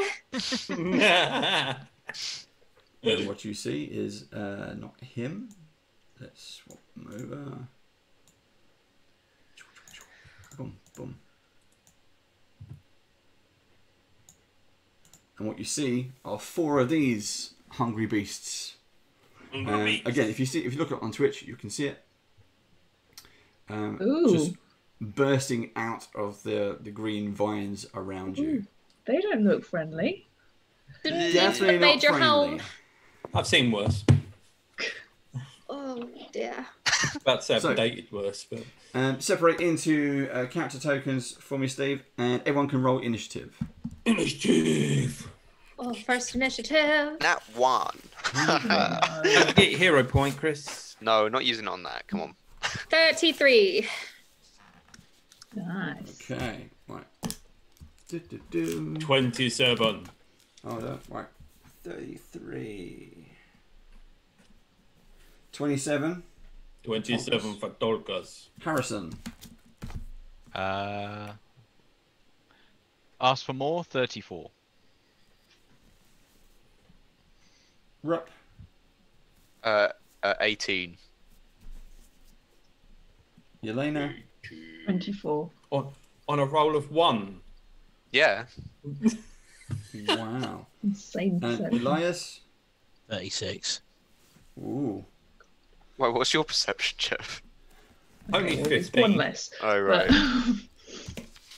Okay, go for it. It's Elias followed by Harrison. As these, they're trolls. As these trolls all lunge out at you. Good Go for old. it. Okay. So, remembering what the guy with a pickaxe said a little bit earlier about fire and water working just as effectively, I'm going to cast Produce Flame. So I'm going to have a small ball of fire appear in my hand, and I'm going to throw it at one of the trolls, the nearest one to me.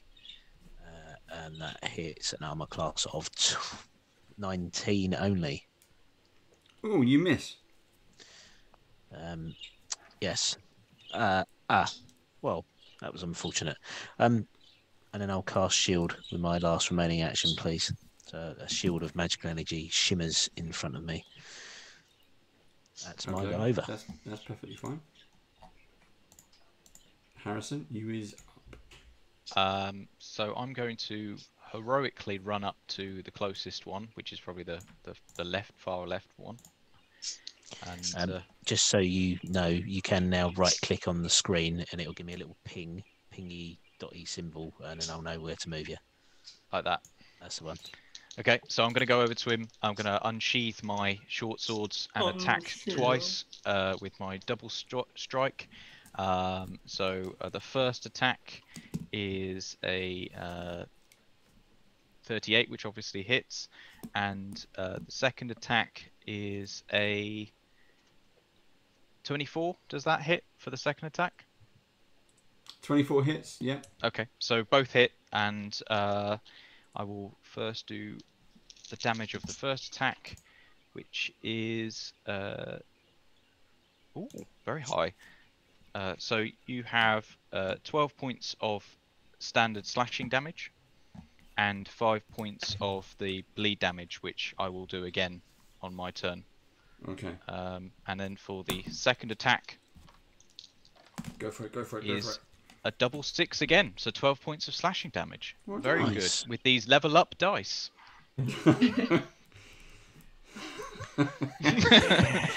And for my Chris final is like, trick, no. and for my Not final again. trick, that's it. Because I've oh no, I can I double slice his class as no, it's two actions. That's I'm done. Okay. That's it. Right, Ilana, you're up next, followed by me. Oh, right. This one is within 15 feet of me, right? Yes. Right here. Yep. I was counting the small squares, sorry, but yeah, 5, 10, 15. Okay, it's the big squares. I made sure I counted that right. Yeah. Remembering what they said, I am going to cast a hydraulic push at them. Yeah. Ooh, for 20 to hit? Yes, hits. All right. For 9 damage. Nice. Not much. It's good. It's good. It's a start. Does that move them back as well? If it gets critical. Oh. It knocks it back 5 feet. It knocks it back 10 if it's critical. Yeah. Boom. Thank you. There we go. And I have 1 action left, so I am going to move up here to make sure that I am in no one's way when I'm doing magic. Sorry, I didn't see that. Could you do that again? Right yonder. I'm going to put Thank you. myself in the middle of the action. Cool. Okay. My turn. We're going to do... so, Troll 1 is going to move there. Troll 2 is going to move there. Troll 4 is going to only move there. And Troll 3 can stay where it is. So, I'm going to group these hits. Shall I? No, I won't. Ha ha. So Tokus, no, sorry, Harrison. This is a 24. Does that hit? No. Okay. Second Dodge attack. out the way. Oh, 28. That definitely hits. Cool. 28. And that is, what is that? That's 20 points of damage as he slashes down directly across your chest. Oh no. I feel that. And you can see the snarls and slowers coming off of his face. And let's do troll number 2 on Lana. That is 29. Oh, that hits. Okay. Same again. 14 points of damage. Again with a claw attack. Right. Second attack is going to miss. 16. Does a 16 hit you? That does not hit. Okay. Second attack misses. They won't bother with the third. Troll 4 is going to stay where he is. And Troll 3 is back on Harrison. That is a 25. That does not hit. Okay. Second attack is 17, 18. No, that's a 20. And that does not hit. No. Definitely dodging out the way. Okay. So each move now you kind of get the flow of what's going on. Tokus followed by Yelena is next.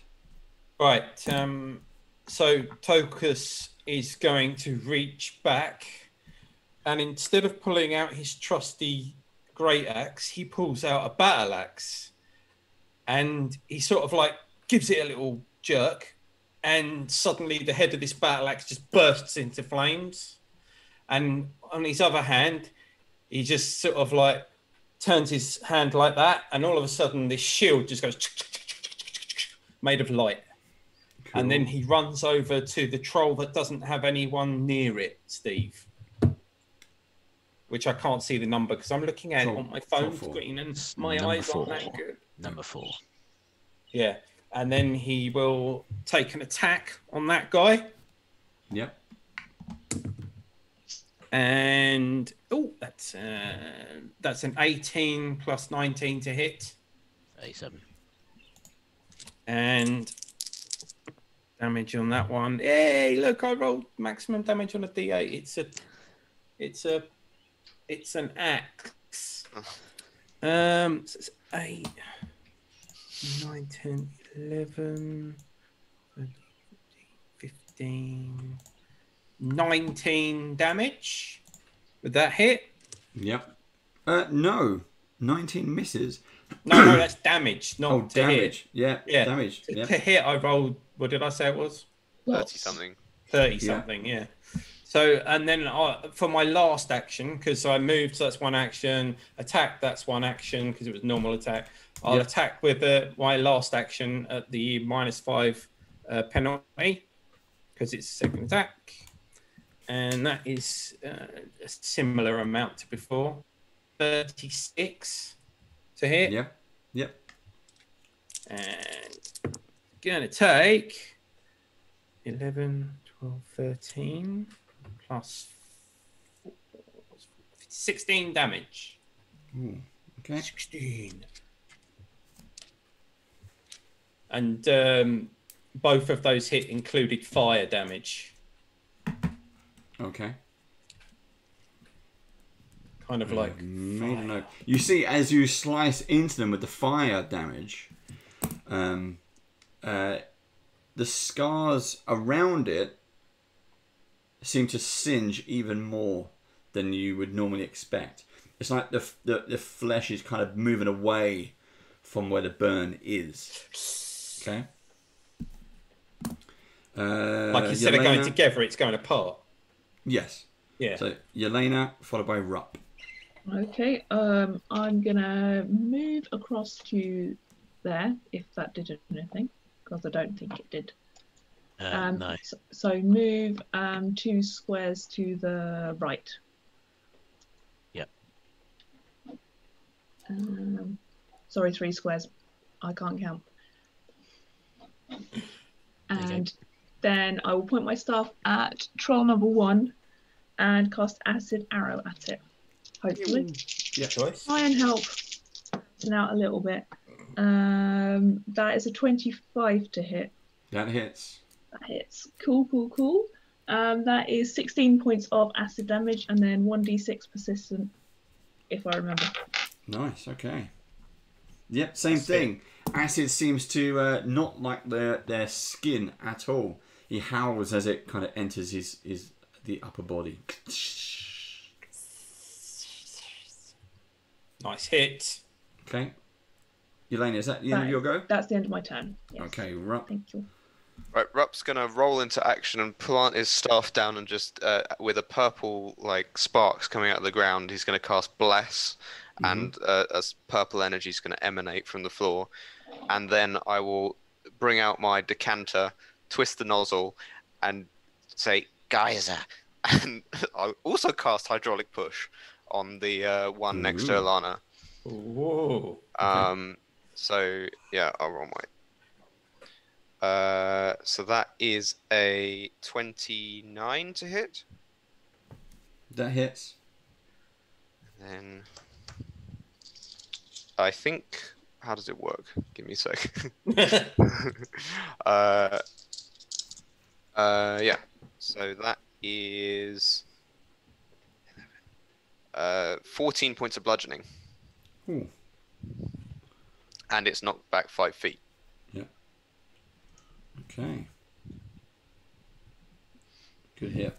Okay, end of the round. You see the ones who have not been hit by acid or flame, their skin starts to almost re-knit. Almost like it moves together and talks and starts to... Harrison has a very good view of this. This is just like the Hydra. Oh dear. Hydra? I hope there's not a Hydra around here. Oh, I hope not too, but this is getting very uncomfortably familiar. So, top of the round, first round over. Elias and Harrison. Elias first.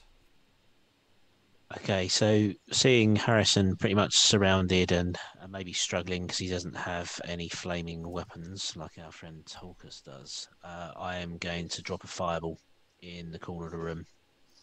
Okay. So that the radius of that 20-foot burst enshrouds the 2 trolls that are surrounding him, but fingers crossed, misses Harrison. Mrs. So can Harrison. you make me a...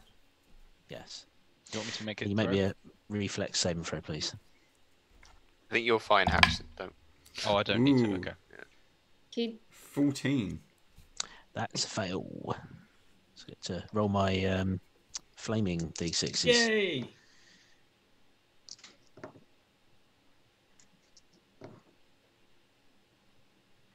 21 points of damage to each of them. Nice. Nice. Nice. I was going to say, does salt water do anything to them? Because why the cancer's salt water? Be like battery acid. So yeah, fireball goes off and smothers them in flame, and then I'll chuck a guidance at Harrison, please. So you get a +1. Harrison. Did Harrison manage to duck out of the way? Did you, Harrison? Did it get me at all? Do I need to make a reflex? I think you've got this fireball coming hurtling towards you, and the heat. If anything, you're going to put your arms up. Okay. Well, Also, sorry. wouldn't the trolls block him? He would have some kind of protection because there's 2 giant trolls between him and the fireball. Yeah, potentially he's not going to get hit anyway. I'm just trying to see if Harrison has a reaction to a fireball exploding nearby. Well, yeah, it's obviously it's coming from behind me, and obviously the warmth just kind of like you feel. Harrison feels it from the back, from his back, just whoosh past him, and It explodes in front of you. yeah, but I mean, would it be hurtling past me, or would it be kind of going to the point and then exploding, or? I think the I reckon It just appears. It just appears. It's just this explosion. that Okay, goes so off. as he sees like this atomic bomb type thing appear in front of him, he's just kind of like, "Ah!" But yeah, he's ready for action, and sees them. Well, he's going to go for the same one, which is troll number 3, which I attacked before.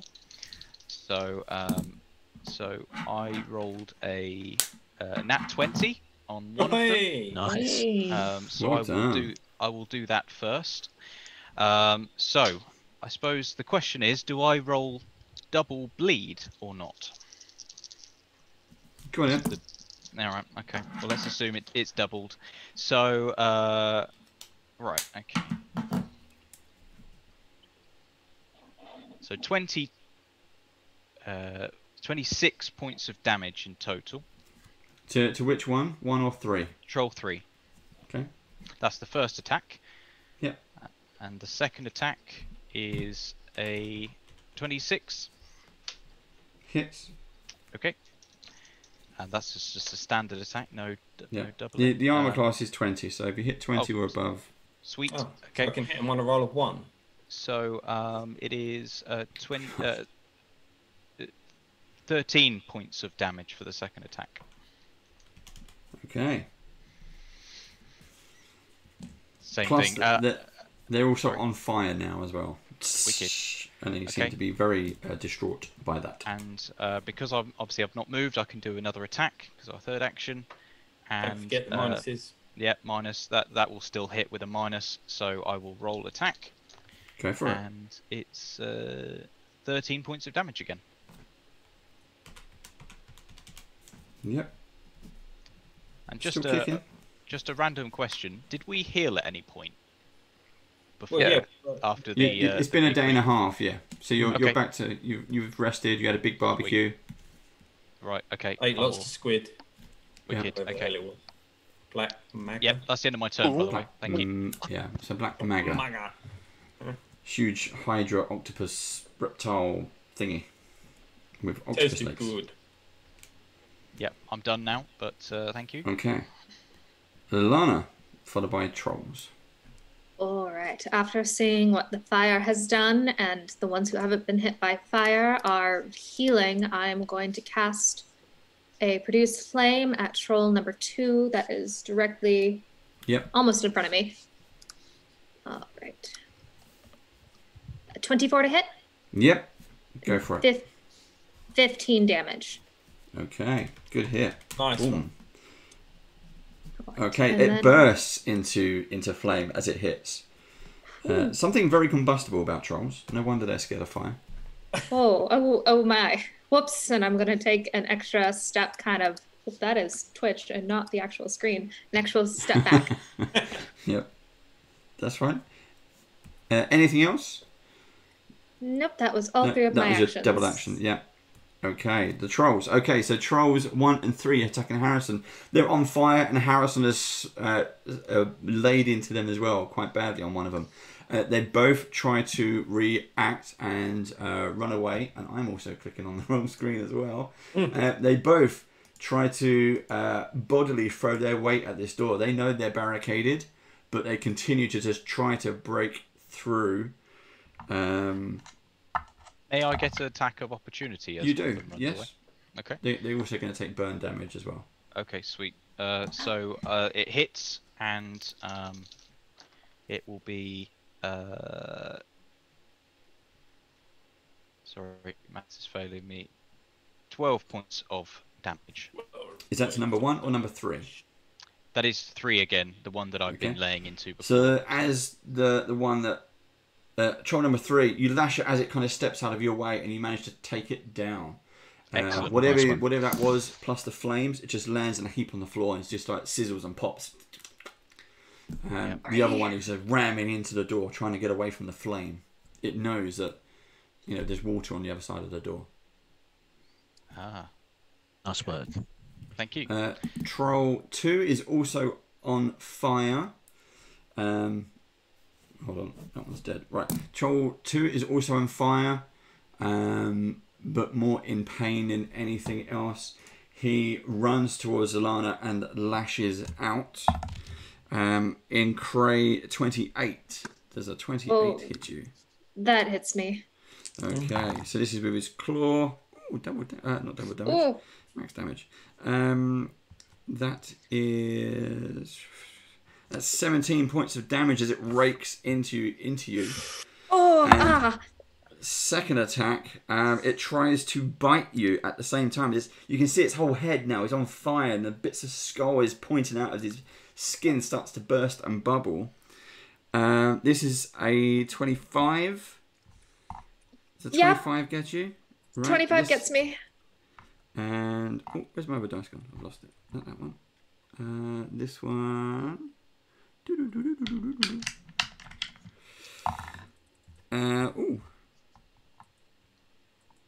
19 points of damage as its huge tusk teeth things just bite down into your neck and shoulder. You see just blood exploding as his teeth grind into you. Plus the flame from his face is right next to yours. You can feel this huge heat coming off of him as his skin blisters and bubbles. Ooh, lovely. Ooh. Oh, this hurts and this burns and God. Ugh. And Troll 4 goes for Tolkus. Oh, it's a miss. Tries again. Oh, I got a natural 20. Is a 20, 34. There's a 34 hit. It does. And as a reaction, I am going to do shield block. You still carry on as you're normally doing, but I'll tell you what that does in a minute. Oh no, that's bad.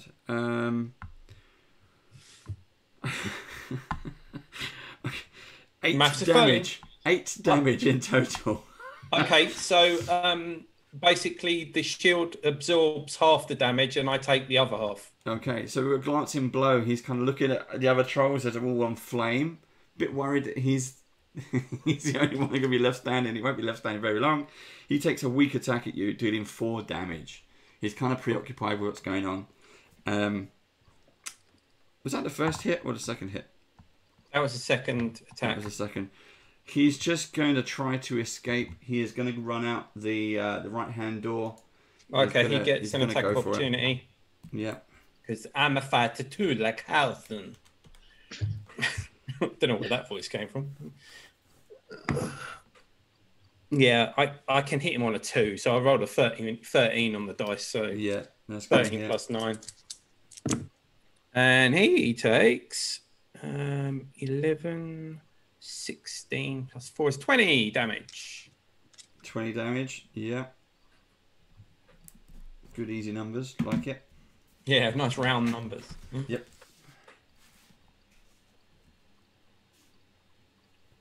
Okay. Who's up next? Tolkus followed by Elena. You can just lay into it if you want. Yeah. Well, I'll use one action to bound after him, and then I'll attack him twice. Go for it. Again, it's a 12 on the dice for hitting, so it's gonna hit him. It's gonna hit. And he takes. Oh, it's gonna be almost even number. You take 15 damage with the first hit. Yep. Second hit is 18 on the dice. Still, it's -5, but it's 18 -5 plus 19. Yep. So it still hits. Yep. Go for it. Keep going. And he take 8, 9, 10, 11, 12, 15, 19 damage. Oh. Okay. It's still standing. You're hacking into its back. You can hear it howling, but yeah, it just can't get through this barricaded door at the moment. Dokie. Yelena and Rupp. That's the end of my go. Okay. I'd like to move diagonally up one towards the wall. Okay. And I will do the same thing I did last time. I will cast Acid Arrow, but at the one in front of Ilana. Yep. So Number 2. that literally just hits with a 20. Yep. Go for it. 11 points of acid damage. Okay. Yep. And this one's on fire as well. He's burning all kinds of things. In all kinds of ways. Persistent damage against the other one from last round as well. Is that one dead? Or is No, that... you shot the one that's still alive. Oh, okay. It's 3 that's Cool. dead. The troll one is still alive. Yeah. Troll 1 takes 5 points of persistent damage as well. Okay. Nice. Right. Anything else? Nope, that will be me done. Thank you very much. Okay. Rupp. You is up. Okay, I'm gonna spend one action to sustain the water pulse. Okay. As I hydraulic push the guy again. The same one, number 2? Yeah, same one. In front of Alana. So that is a 19 on the dice. That's like 35. Yep. And he takes 7 points of bludgeoning damage. Yeah. And then I'm gonna huck a spear at him as well. Okay. Huck a spear. So I summon the spectral spear and just with the other hand. Okay. So that is hits. It's like 28. Yep. That's okay rolls. 6, 7, 9, 13 points of positive damage. Ooh. Okay. Nice. So your spear of light goes flying across the room, narrowly missing Ilana and into the troll, searing it with positive energy as well. That's the end of round 2. Up to the top of the round. Elias followed by Harrison. Hey, I'm going to take a step towards Alana, and I'm going to delve deeply into my pockets, pulling out a cornucopia of medicinal paraphernalia, bandages, salves, cleaning implements, and everything. I just go into a blur of motion as I use my battle medicine feat to treat wounds. Antibacterial gel. So I pass the DC, rolling a 26, so that's 2d8 worth of hit points back to Alana. Nice one. It's a missed dice tray, which is good. Unfortunately, only 7 hit points back, but something. It's something. I appreciate it. Yep. And then I'll give you a guidance with my last action.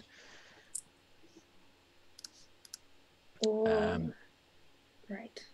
So you get +1 on a status bonus check or attack roll, perception check, saving throw. Nice. All right. You owe me one. In fact, I might collect soon. You'll have to tell me the story of why Rupp is so nervous around you.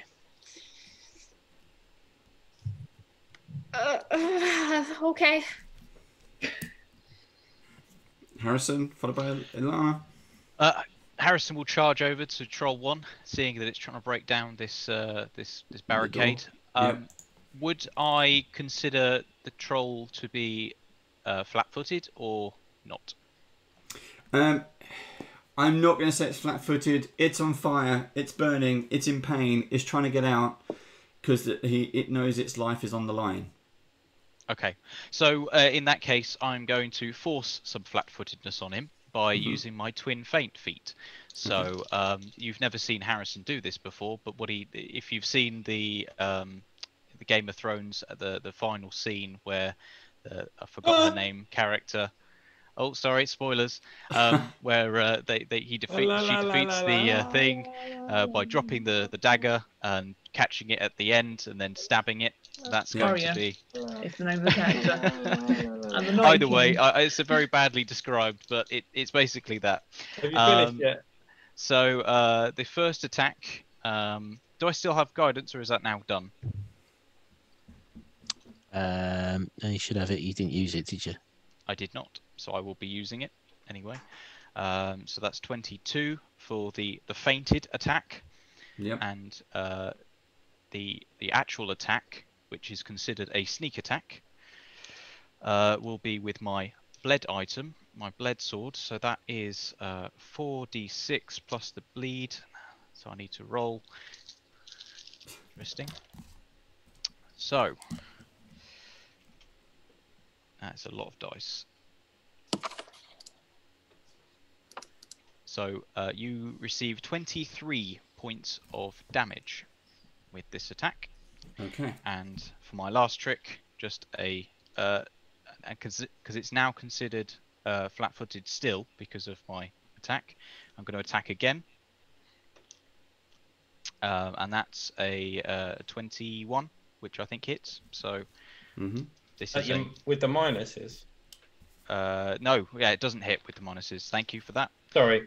Yeah, that's fine. No, it's good to remind me. So that doesn't hit. So that's the end of my turn. Okay, Lana. I don't mean to be a rules lawyer. No, it's fine.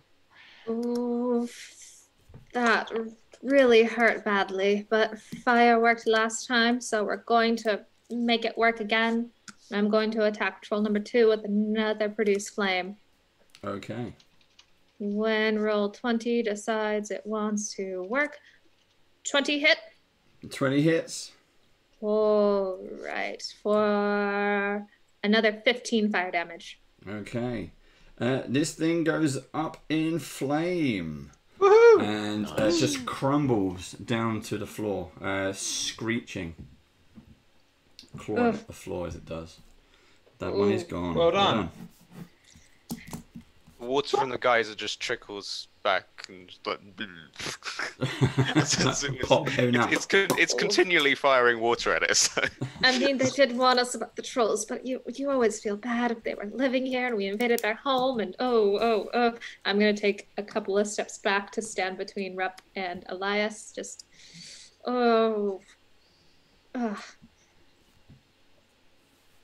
And trolls go. Both trolls just tried to make a break for it. We're going to do troll 1. Fails. He almost knocked himself out, slamming his body into the... And no, troll 4. You see, Tolkis, from your vantage point, you see the door seems to be cracking. He's making progress, but he's not out yet. But they are not attacking you. They're more concerned about trying to survive. Tolkis followed by Yelena. I guess I might as well finish this guy off. Put him out of his misery. So I will attack him with my axe of fieriness. It's a 12 on the dice, which is 13. Yep. Which is 462 to hit. Yep.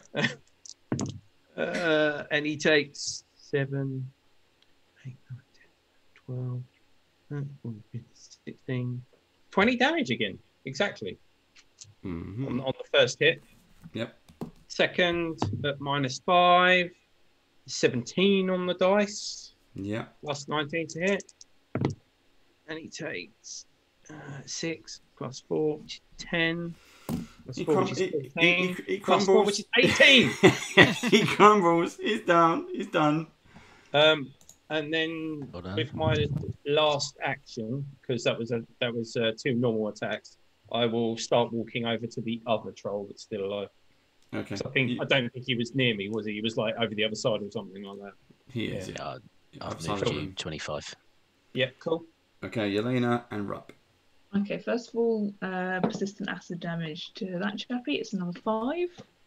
Acid. And then I'm just going to hold my staff out and cast Electric Arc at the one that is remaining. So he needs to make a reflex save, please. No, 19. Okay, cool. Nope, that's a fail. Take 5 points of electricity damage.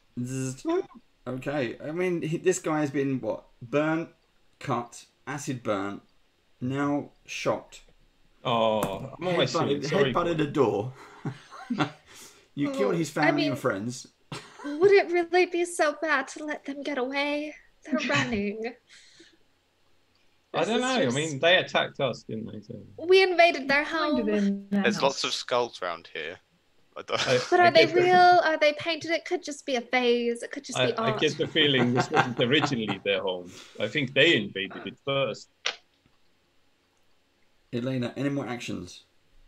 Nope, that's me done.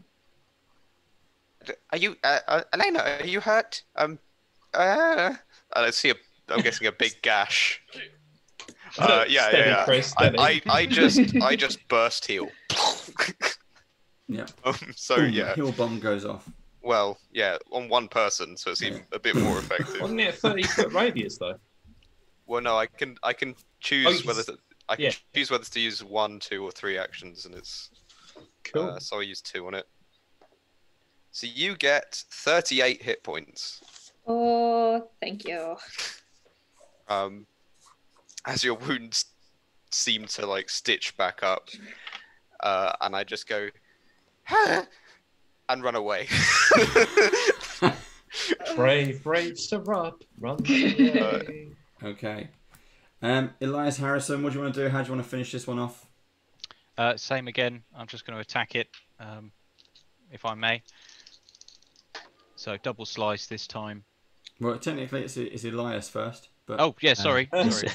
It's fine. I'm more interested in talking to Alana. Go on then. Harrison, they're letting you finish it off. Okay. Come on, Harrison, do a battle roll. I will finish it off, as they say.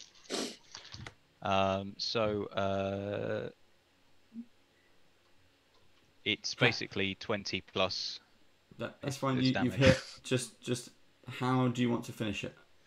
I'm going to basically with both swords cut its head off. Okay. So you kind of put it out of its misery, and you sever its head as it rolls across the floor.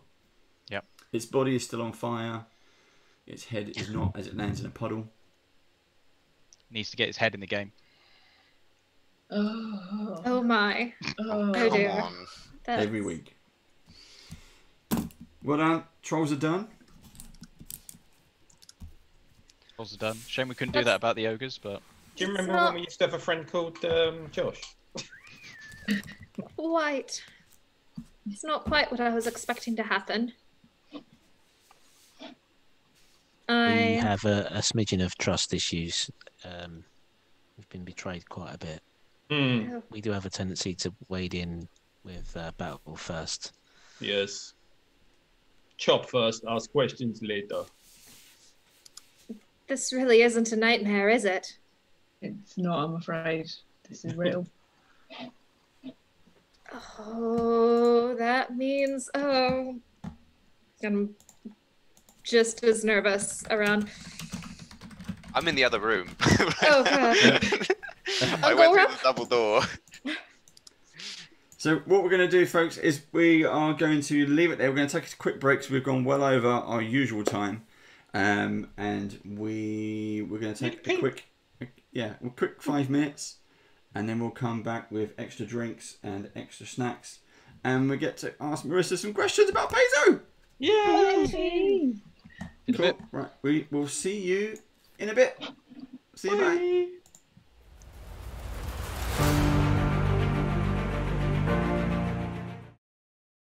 Beetle and Grimm's Pandemonium Warehouse Shopping Network. Shipping Goblin Bob here is going to tell you all about our new Platinum Edition. It's my favorite. Thanks, George. Friends, are you tired of putting a cat, a flask of poison, and a source of radiation into a sealed box and having to settle for a cat that's dead or alive? Well, Beetle and Grimm's Pandemonium Warehouse has the product for you. Introducing the Schrodinger's Cat Platinum Edition. With the Schrodinger's Platinum Box, you can have both versions of your pet at the same time. Free yourself from objective collapse and enjoy a cat that simultaneously exists in two decoherent realities. It's time for atomic indeterminacy to enter the macroscopic domain. It's time for Schrodinger's Cat Platinum Edition. Yeah. She's totally dead. But totally alive. Only from Beetle and Grimm's Pandemonium Warehouse. Simultaneously available and sold out now.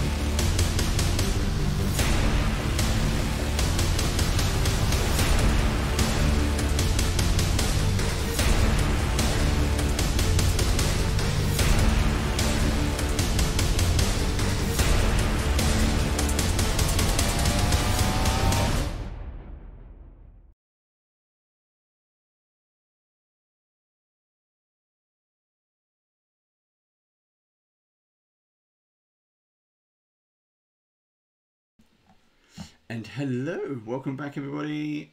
We are back on here. Some people are still getting their drinks and snacks, but we wanted to ask MARYSSA some questions. MARYSSA, if you didn't already know, this is for the audience obviously, if you didn't know who MARYSSA was, she is part of PAIZO. PAIZO have an official kind of in-house team and doing bits and pieces. Oh, Steve, can you just say hello quickly? Hello. Oh, there you go. It was working. Everyone's mic just went zoom. Everyone's mic just went dead. Dear. But that's fine. And they have an internal team, a play team. They do a live stream. Do check it out, called Band of Bravos. And we want a match against them. We want hero versus hero, Avenger versus Avenger. We want Band of Bravos versus Band of Badgers. It may happen one day, maybe one day this year. But I think we should make it happen. Whatever. And me and Jason Bowman can be like commentators at a boxing ring and just watch everyone just kill each other. That'd be really cool. My. So one of the first questions we've got coming in, MARYSSA, as I mentioned, I've mentioned it a few times. What is it like working, you know, at a top RPG publishing company? Because it's it seems to be one of those dream jobs where everyone who's a fan of role-playing games, they now say, "Oh, I want to work at a publishing company." All right, so a little bit of history. I work in the technical department, so my official job is web content manager and zone of truth on MARYSSA. Okay. The answer is redacted, redacted, redacted, redacted. It's completely redacted, redacted, redacted, NDA, and redacted. Cool. No, actually, so I always thought I was a nerdy person, and then I started working at PAIZO. And I'm like, oh yeah, I have a game. I play once a week with my friends. Sometimes we do once a month. And then I get to work and they're like, oh yeah, I have a Monday game and a Wednesday game and I play 2 on Saturday. And I'm just like, you got out-nerded. How do you keep track of this? There's a whole new world of nerdiness out there that you have been able to get a foot in the door of stuff. So what we really want to know is what's coming up next. Give us all the teasers. What's coming? What good stuff is redacted, coming? Redacted. The big thing that's coming is the thing that you're all doing right now is our Guns and Gears playtest with our Gunslinger and our Inventor. So that's the big one. Is 2.0 second edition's Guns and Gears. and adding 2 new classes. And then we just finished a playtest for Starfinder for the precog class. So those are the big things that are working on right now that I can talk to you about. Big PAIZO, what am I allowed to say? Are you in the audience? Aaron, tell me what I'm allowed to say. We'll find out. We had a question earlier from Ipsy, but I can't find it now. If one of the mods have it, you can send it to me. It's in Twitch chat.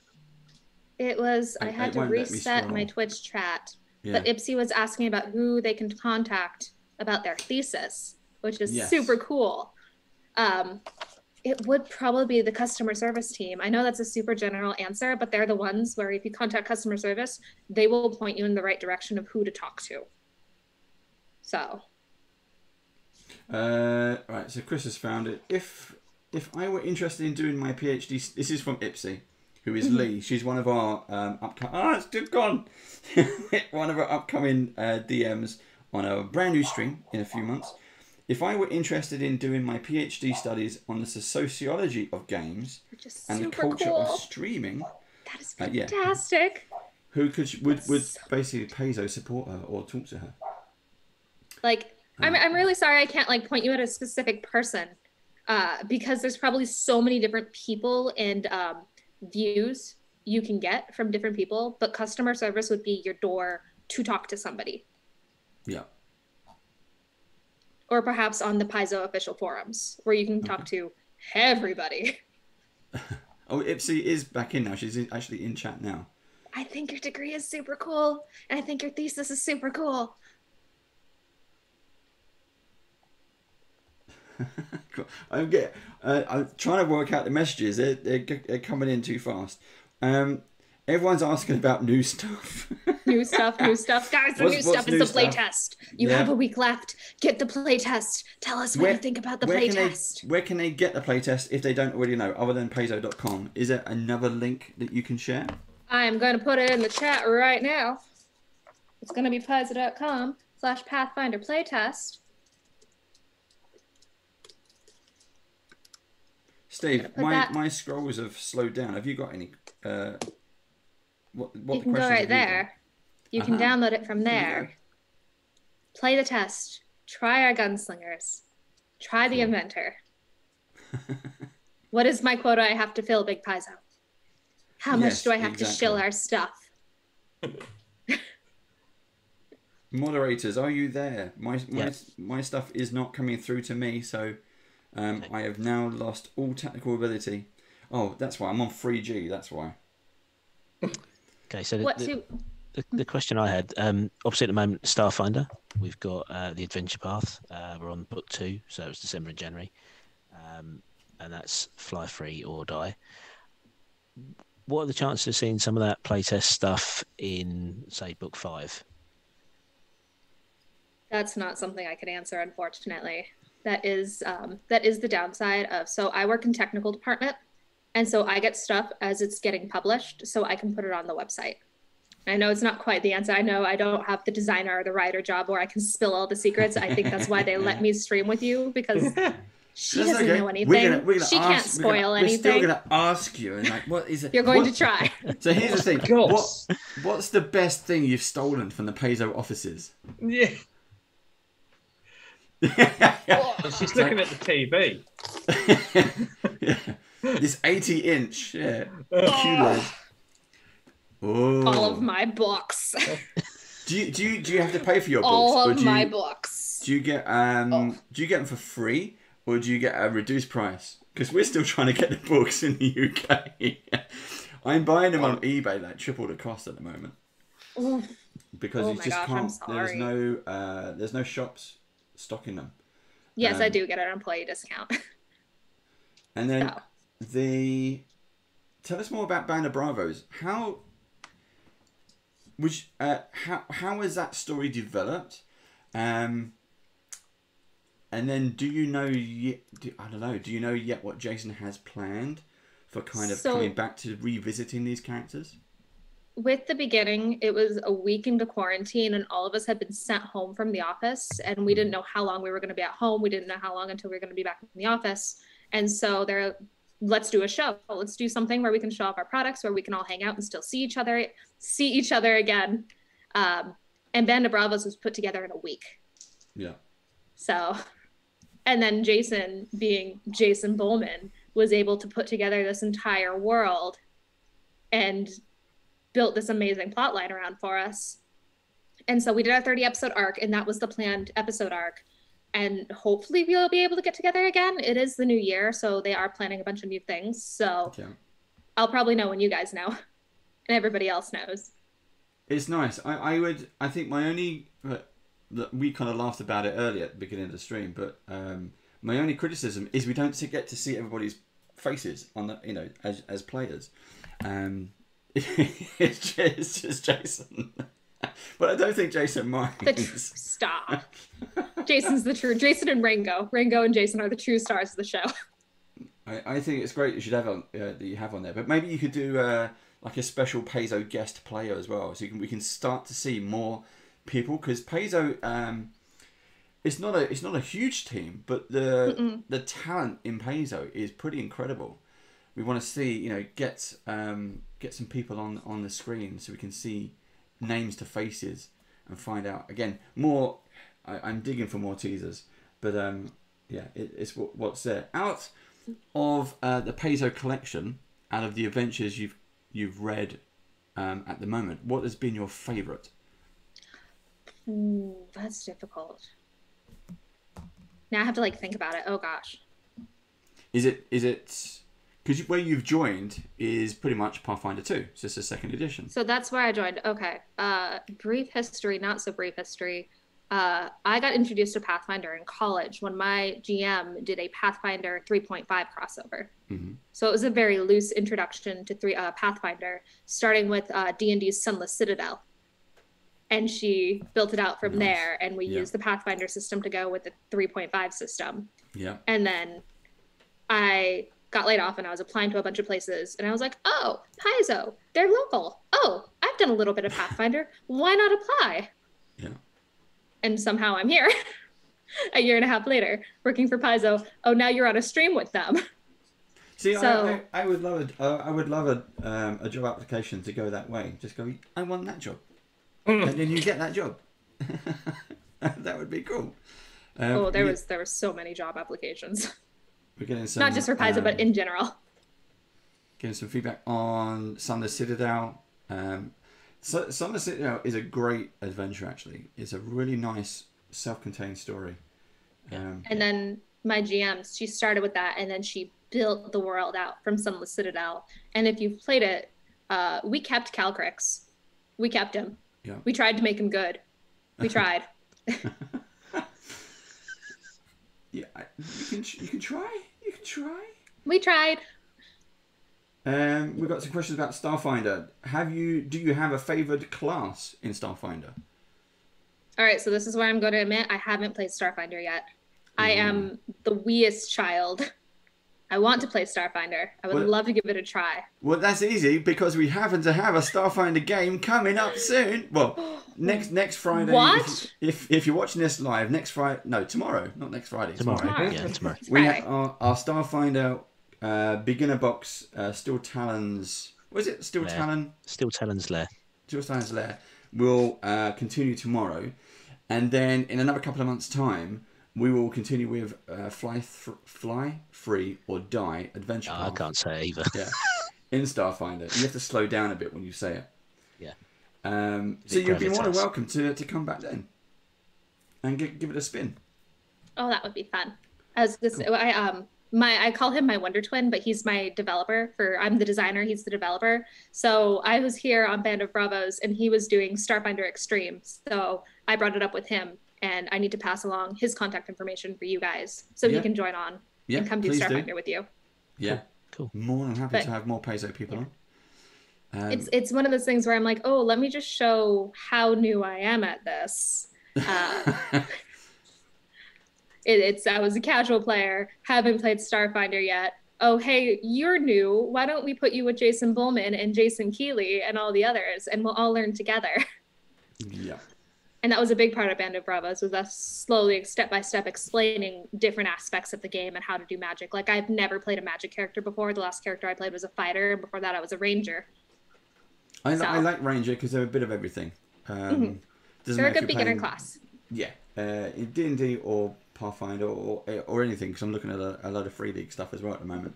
And Ranger is just the most versatile, easy to get into, does a little bit of everything. It's great. I love the Ranger class. I'm just checking for more. There's more. So Lots of there's people a asking for random teeth. question. There's a Ooh. random question here. So on the Christmas stream, I think you're responsible for the Kobold language. Oh, make. yeah.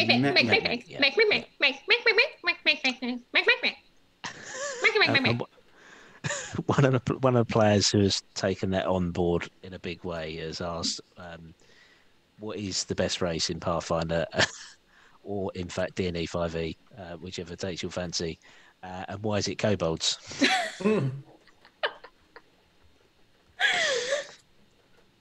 So I think you've probably got a lot to answer for in the group that he regularly plays in, because I'm not playing in that one, but yeah, it's mech all the time. Have you played the free RPG day when they're all kobolds? Not yet. That was like right as I started. Because So that's on my playlist. That is that. Oh, there he is. He's in live chat now. Wow. Okay, we're gonna do some giveaways as quick as we can. We have 2 books. They are PDFs to give away. So we're gonna do one draw, and we're going to pick 2 winners. Is that possible, Steve? Yeah, it's fine. Okay, so we need a magic word. You know, it has to be Bravos. Ooh. I thought she was going to say mech for a Yeah, I thought so too. Wait. Do we want it to be mech or Bravos? No, Bravos is fine. Bravos. Oh. You want I mech? think it should Come be on, go mech. We should just chat, please, for me. Fill up the entire chat with just mech. It is mech. It's not mech or mech or mech. Just mech. Exclamation point mech. So exclamation. Show him how to do it, Steve. Exclamation point mech. Exclamation. Exclamation mark. Yeah. What exclamation mark? There you go. With an exclamation. With the exclamation point. Mech. This is where everyone just goes mech. We have a core rulebook up for grabs, which is humongous. It's 600 pages, people. It is a fantastic, lovely book. We have one of these, and we have, I don't have a copy, we have one of the beginner's box set. So it's a much... I don't have that either. It's a much smaller book, and you get these in digital. These are Pathfinder. Pathfinder is a PDF. My brain has gone to mush. Is that what the P in PDF stands for? Pathfinder. Pathfinder document format. There we go. Ooh, there we go. There you go. Guys, you need the exclamation point to go with it. Yeah, that's Oh, it's just core. now It's all core. No, I think it's just people want to say mech. Big Mac. What are you laughing? But I think most of all what I'm proof is you don't have to be a master of the game to get hired on with a publishing company. Cool. I just got really deep there for a second. You just got to be willing. Just you have to be passionate about it, and you have to enjoy it, and you have to know that not every job is going to be the writer job or the artist job or the editor job. Publishing needs so many different positions, and just having a love for it is what really helps. Do you know if they? Everyone is pretty much working remotely now anyway. Mm-hmm. Do PAIZO take on staff who happen to be in the UK, living in the UK, and need an airport? Near an airport. I do. That's a good point. I live near Gatwick. Unfortunately, due to Washington laws, there is something about working remotely and working from other places that we can't take on. Wow. So, that's not us. That's Washington. I guess it's not all beautiful and great. It's kind of to be here. Gosh darn it, America. Unless you're a consultant. I'm a consultant. Anyway. Right, let's pull some winners. One more question. So, Marissa, do you have a campaign? So, out of your playing history, what was your favourite campaign? So when I first started playing, I GM'd for the first time in high school, and it was 2012, so the world was ending. That was the big one. And I wrote and GM'd this entire... When the world ended, I wrote and campaigned this entire zombie apocalypse themed campaign. Cool. And it was a learning experience, and it was ridiculous, and I loved it because it was the end of the world, and The Walking Dead was really big at that time. Yeah. And the plot you need twist... to publish that because Dave would play that. The plot twist was fairy dust was what was turning everybody into zombies. I knew it. Yeah, I really like that idea. I think you should publish that. That would be really cool to play. Yeah. Even just as a one shot. Definitely you should do it. We do what was your experiences of doing your homebrew and then GMing? Is that something you kind of have you got an itch to kind of revisit that at some point? Maybe one day. Oh, it was maybe one day. I don't know if it's one I'd want to write again, but I do want to get a hold of the beginner box for either Pathfinder or Starfinder because I have a group who hasn't played either. And I think it'd be a fun lesson to play with them again. Yeah. For all the new people who have never played at all to learn, and for me to relearn how to GM because it's been 10 years.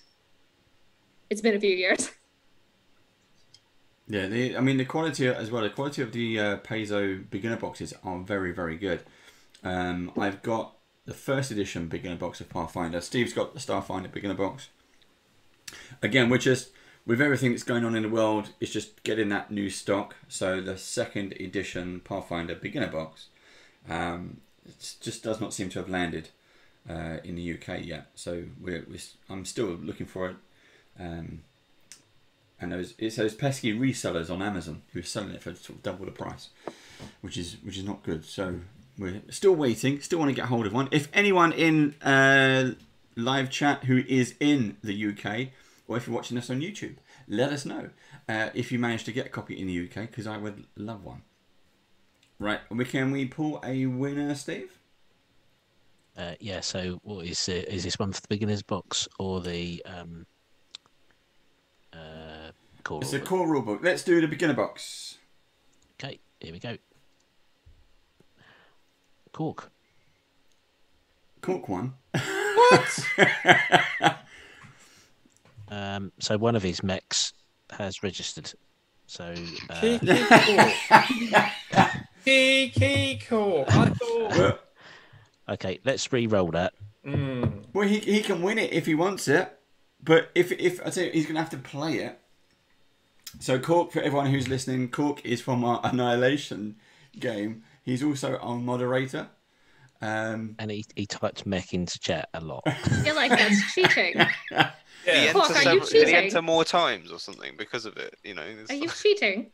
What if it was all different entries? He definitely did it real. All those times he typed in mech. He hasn't replied though. Look, he's gone shy now.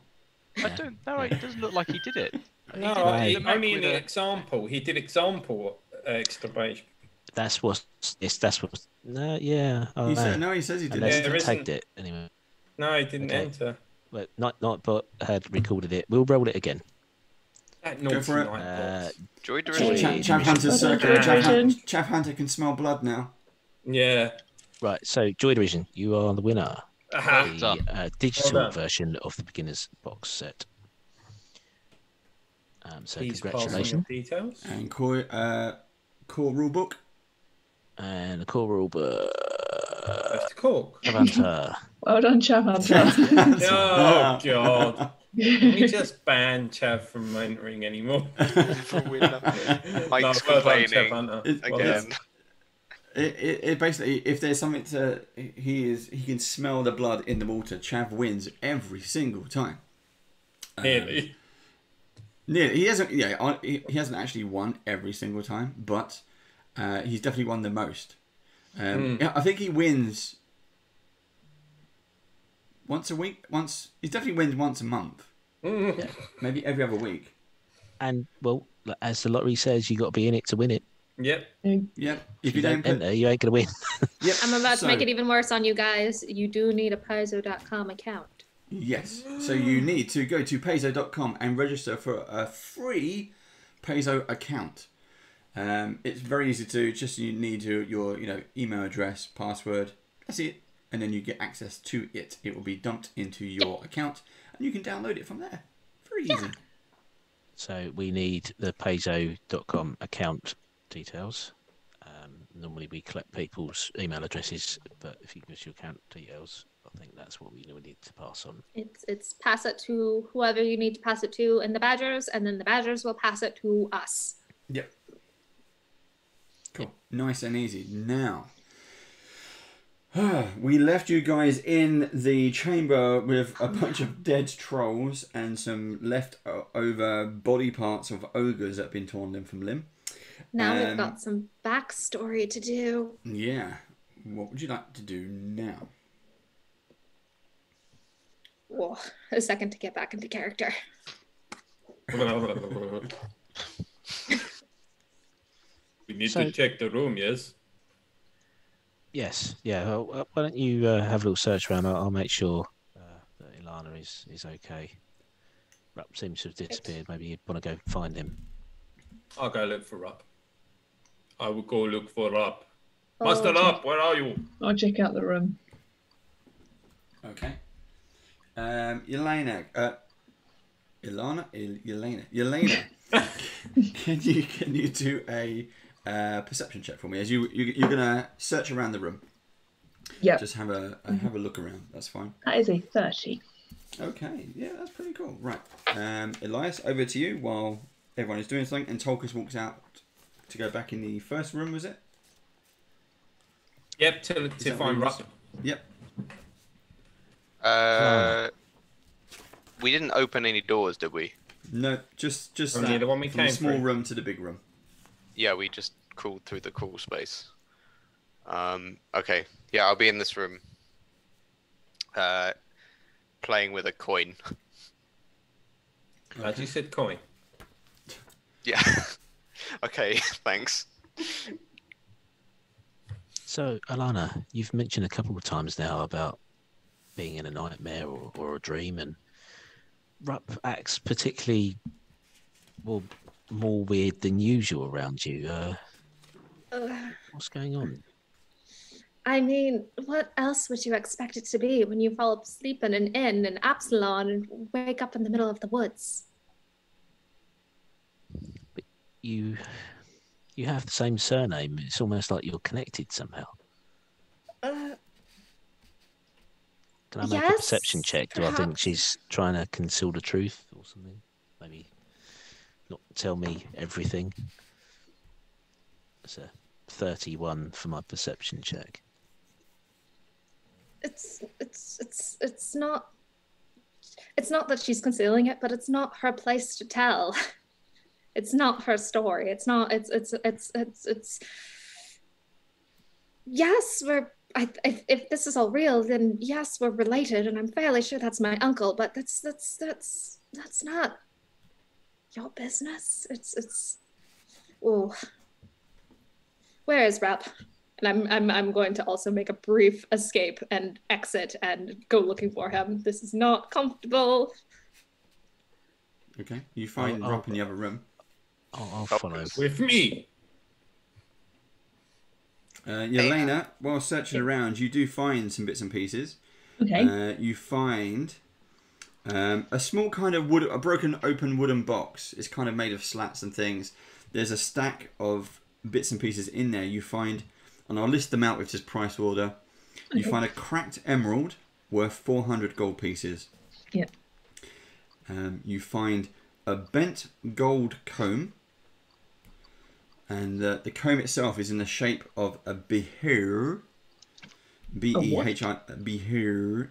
B-E-H-I-R. Yep.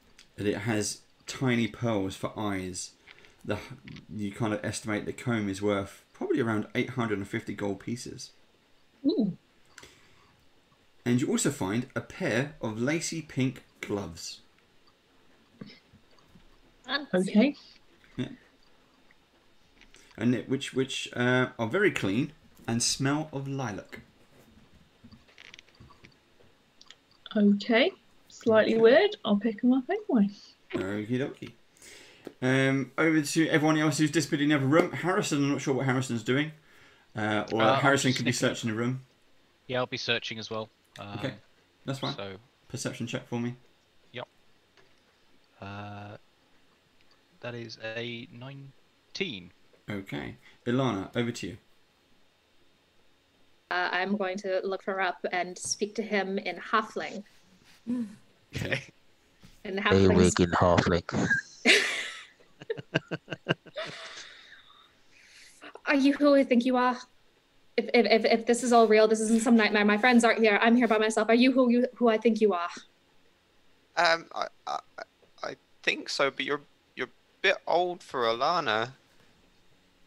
Are your mother would kill me if something happened to you. I mean, I left home years ago. I mean, I've been wandering for years. Right. And what did you do? What did your cousins do after I left? They didn't talk about you. If you're who I think you are, you left. We didn't talk about you. If you're who I think you are. Yeah. I'm that guy. Yeah. How much did you tell your friends? You know when you're watching those films and you're like, he's behind the door! Just like, who is he? Who do you think he is? It's like, yes, I am that guy. Who is he? Oh, sorry. Yeah. He's the window cleaner. I just go. Yes, I'm your uncle. Ooh. I'm sorry for. I just go. Josh's face is just. I'm reading live chat. Yeah. I was told to never come back and never see any of you again. I think the whole place would not really like me even talking to you, honestly. Oh, dear. I mean... It makes sense they didn't talk about me, let's just say. But... what's happened? Why are you so... You're so grown up. Why are you so capable? I grew up. That's what happens when you grow up and go around. Where have you been? We don't stay small forever. Well, no, I spent a lot of time in not so nice places, but then I've cleaned up. Well, not totally, but you know, I found this group and they're nice, and I'm trying to get better. I mean, that's all we can ask for, is for anybody to try. But it's like, they didn't even... honestly, I was so young, they didn't tell me what happened. What is everybody asking about? They just said, don't talk about him, don't bring him up, don't go looking for him. What did you do? It might be better if I tell my friends as well. I mean... okay, so... it's okay, I can hear you. Okay, you speak in fluent halfling. Yes, yes. I just I'm like, Tulkas, are you understanding? What do you say? Okay, right. You may have noticed that I have a bit of a gambling problem. I tend to, you know, well, it was a lot worse. Recklessly at times. Sorry? Act recklessly at times. Yeah, I'd say I never really grew up. Let's just say that. And that. To be honest, Rupp, it's your most endearing feature. It can also be a bit destructive when you have a kid young and then get married, and you know, and then things get worse. Things get worse. You spend too much money, and then you. Oh, one sec. We've just lost sound again. There we go. We're back. We're back. We're back. You see as Rupp kind of tears up a bit, and just says, you know, when you gamble it all away, and that's your life as well. Because she never wanted to see me again. I don't think anyone else did either. You were too young, Alana, but I don't blame them. I was a terrible person. I'm sorry to show up out of nowhere and make you relive that and bring it up again. They needed to know eventually. I think I told them a bit of the story before, but like, I think I've done better. I'm a better person than I was, mostly because of these guys. Maybe not Harrison, but yeah, I think we're all trying to do good here, and I hope we can do more. I just wish that they could see what we're doing. I mean, I might be able to help with that. You ran away, but I became an actor. Oh, even worse. No, well, no. Acting is a noble profession. I'm sure it's. Yeah, I know. My brother also is in that field. But yeah, how is the family? Are they doing well? Oh gosh, you left, and then I grew up, and I left, and then I found my own band, and I haven't been in contact with Mother in years either. So we might both be in trouble. I've been sending messages somewhat in dreams sometimes, but yeah, I don't know how that's going, honestly. That doesn't give me much faith that this isn't some kind of nightmare. You're sending messages in dreams, and I think I'm messaging back. You know, my I found a god. He's god of dreams. It makes it sometimes makes sense to do it that way. I just hope that he and I can get through this, and I can see my children again. I mean, well, hopefully when I get back, I'll try to send a message for you and let them know that you're all right. Oh, that'd be great. Yeah, let me write a letter, please. That would be marvelous. But we should keep going, because even if I got here, even if you just called me, my friends still might be here. We still need to keep going. Sure. Okay, right. Trolls. Tower. Yeah, your damn, companions. Let's go. Your band. I need to get back to my band. I'm sorry for making you relive that and probably spill a bunch of secrets you didn't want to spill. Oh, it's fine. I relive it every day. Let's go. Oh, okay.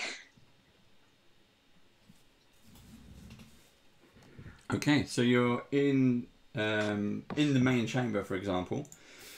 You've got the outer doors, which are barricaded on the outside, but you have two inner doors, which can link you to the further into the skull tower itself.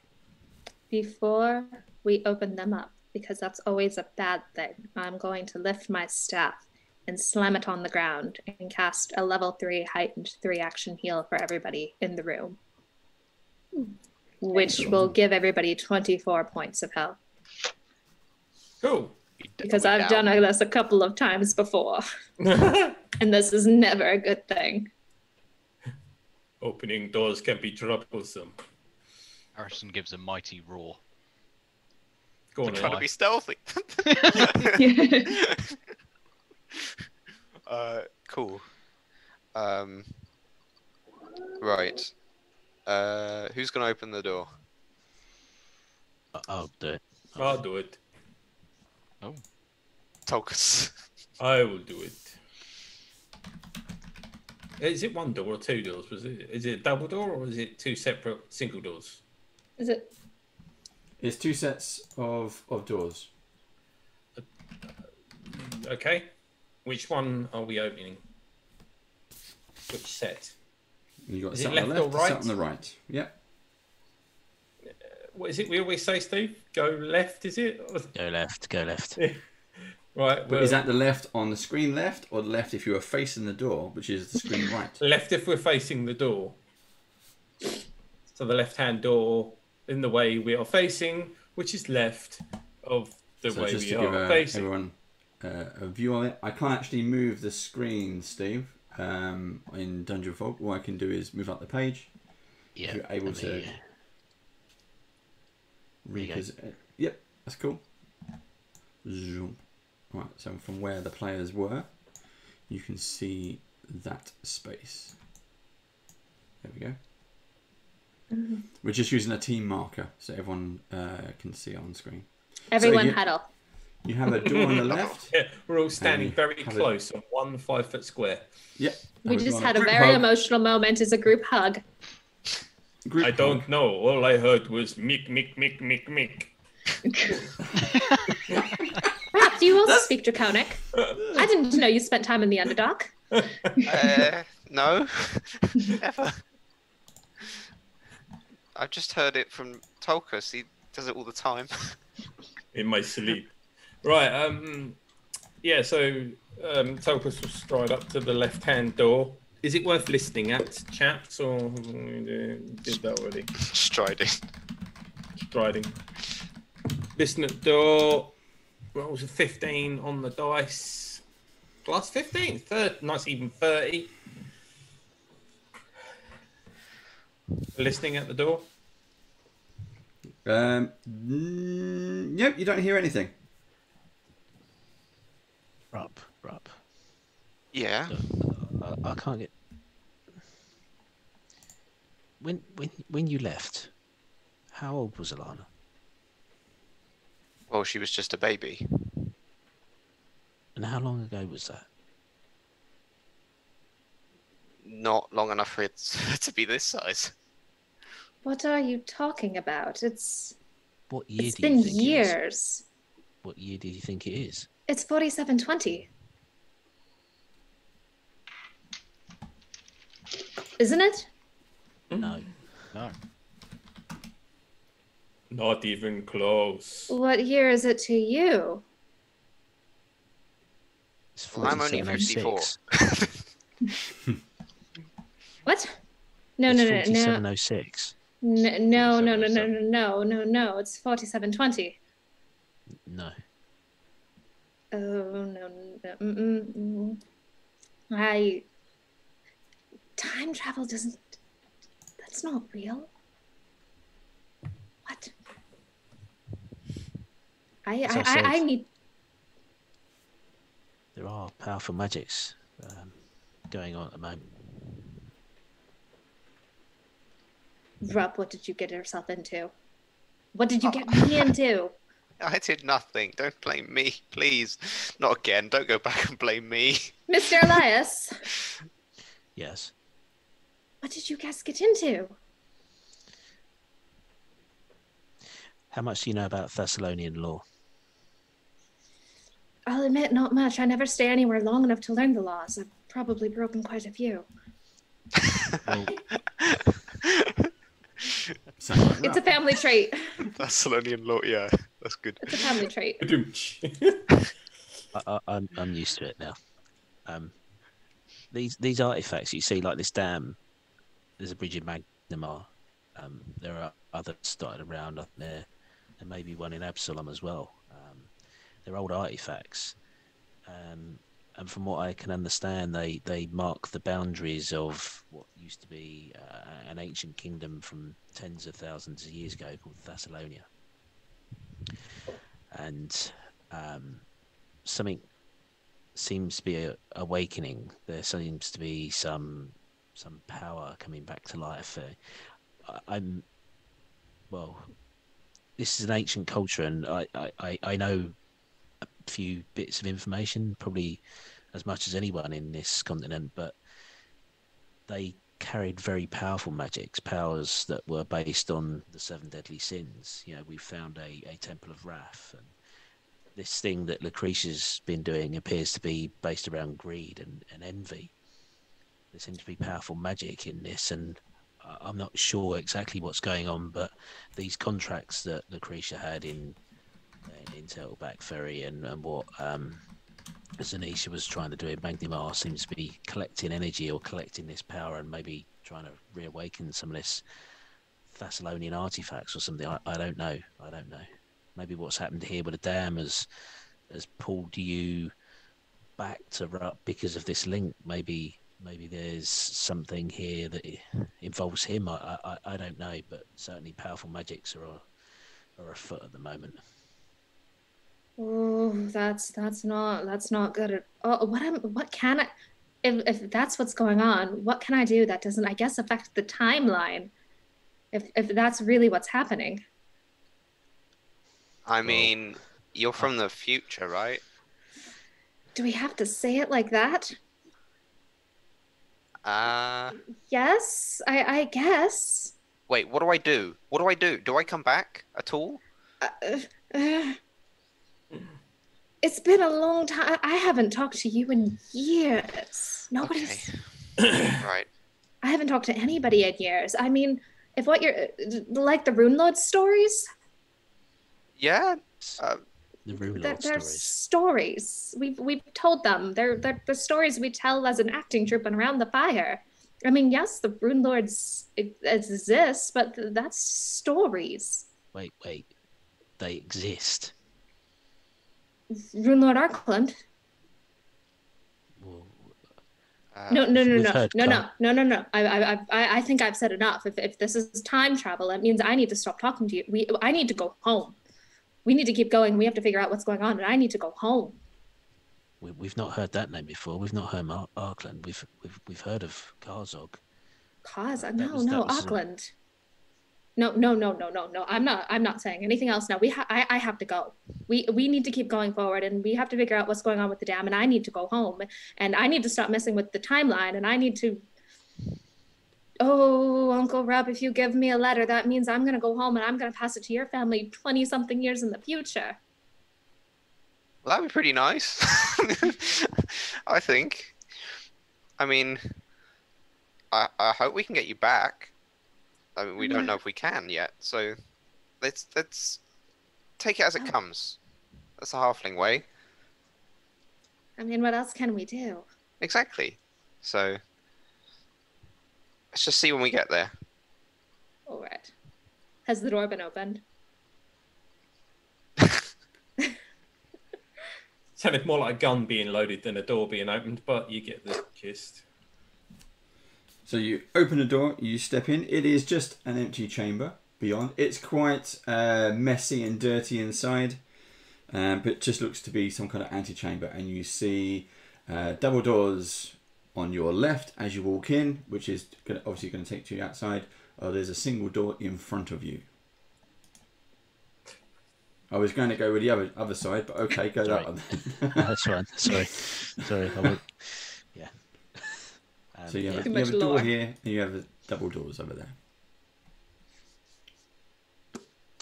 Let's go through the single door. There's double doors. Obviously lead outside. Okay. Again, you're going to have to move the map up just a little bit so we can get. Sure, listen at the single door. You can listen. Go roll your perception check. Bloody hell, it's 15 again. No, you That's don't twice. hear anything on the other side. It's 30 total. Don't hear anything on the other side. Okay. So I see if it's open, as in not locked. Yep, it opens up. Okay.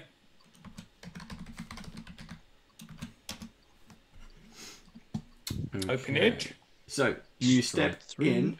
Yep, you step in. There are in this particular chamber. You see 3 round windows in this room that look out over the southern view from the main Skull's Crossing. This is a central skull tower that you're now in, looking down over the dam. There are additional skull carvings decorating the walls, the ceiling, the floor. But in the middle of the north wall, so when you kind of look in and look back on yourself, stand two massive stone doors, smooth surfaces, which seem to be smeared with ages-old graffiti that you kind of don't recognise anymore.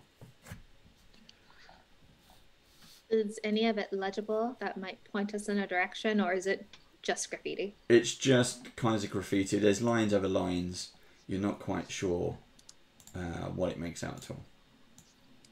Do we need to get these doors open? Yes. I think so. This obviously leads down into the tower, and well, if the ogres have imprisoned Elana's band here or anyone else, I'm going to guess they're downstairs. Please tell us a story of Arkland, Elana. Oh, I don't know if I should do that. If you don't have Auckland, I mean, it's just the Runelords that rose to power and then the great heroes defeated them. You know, it's an adventure story. Good versus evil. What do you know of the heroes that defeated them? They were heroes. It's whatever acting troupe is performing the story plays the heroes. No names? No names. I mean, I'm fairly sure we put in our names when we told the story. That's what Shensen and Rourke like to do, but no names that I know of. It's just the band of heroes defeat the Runelords and things go back to normal, and then, you know, there's another Runelord, and it's a long time ago, so we can tell stories like that. Now, what about the events in the stories? You know, happenings in Sandpoint or Magnamar, the Shadow Clock Tower, or the goblins that attacked Sandpoint and tried to burn the cathedral to the ground. Are those part of your story? Has Magnamar been flooded yet? What year is this? 4706. I think we need to keep going. And I'm gonna go stand next to Rupp, and I'm gonna stop talking to Professor Alias. That leads to trouble. That leads to trouble. Let's try and get these stone doors open. Look around for a lever or something. They're just doors. But they can't. Can we open them? Push open? Yeah, if you want to. You didn't try. Okay. I'll try. Okay, so the doors swing open fairly easily, and what you see before you is a stairwell going down into the darkness. Ooh, descend into the darkness. I am going to cast dancing lights and cast them down the stairwell. Cool. And I'm going to...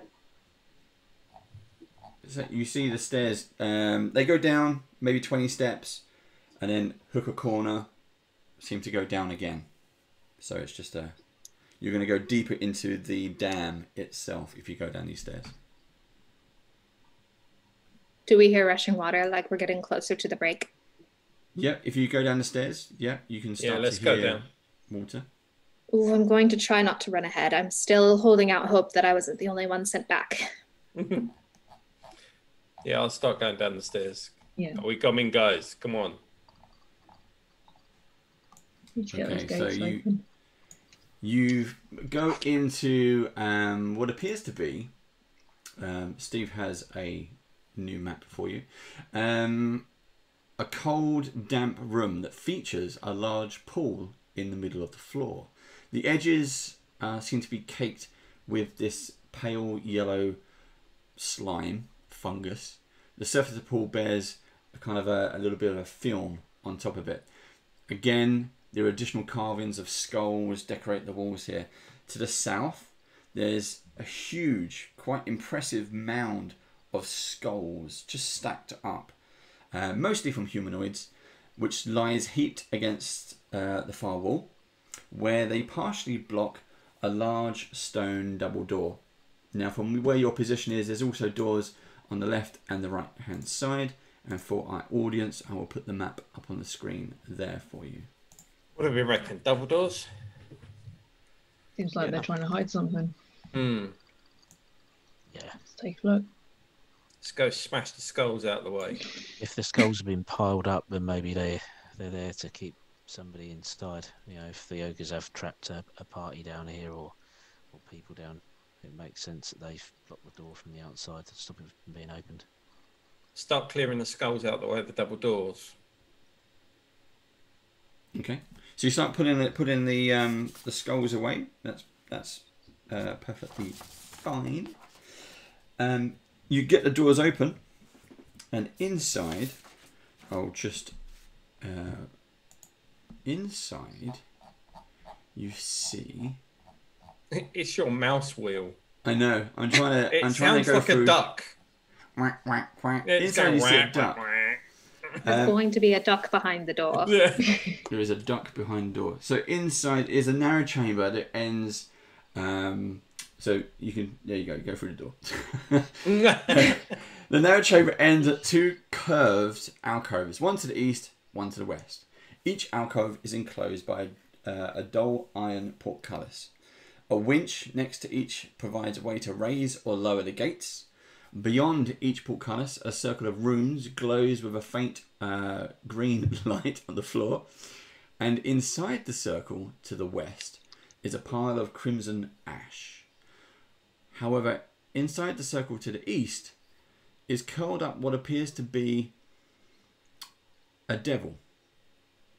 Its flesh is taut and its bones look dry. Oh dear. I have a picture for you as well, which I'll get to eventually. I just got to find the right button. Oh, somebody's messing with bad magic again.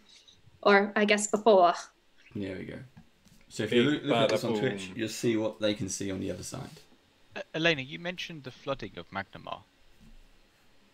That's my hometown. Oh, no. I mean, this... Where are we versus Magnamar? How far is that? It's quite a bit away. It's about 2 or 3 days of travel, I think. Two right. weeks of travel. 2 weeks? 2 weeks, yeah. I mean... She needs a safe passage home, Harrison. And Elias. I'm It just floods. The floods happen. Nature happens. We know it flooded. We've passed through there. They were rebuilding it just fine. I mean, natural disasters. This wasn't a natural disaster, but disasters happen. I don't think I should. I shouldn't tell you anymore. And tell us about some of the events of the heroes. No, I think, Demon, how long have you been in here? What's going on? There's a trapped demon. I have been here for 10,000 years. Please, I beg you, release me. Who trapped you? The only name I know is Ch03. Oh, dear. Go, Alana. The name again. Ch03.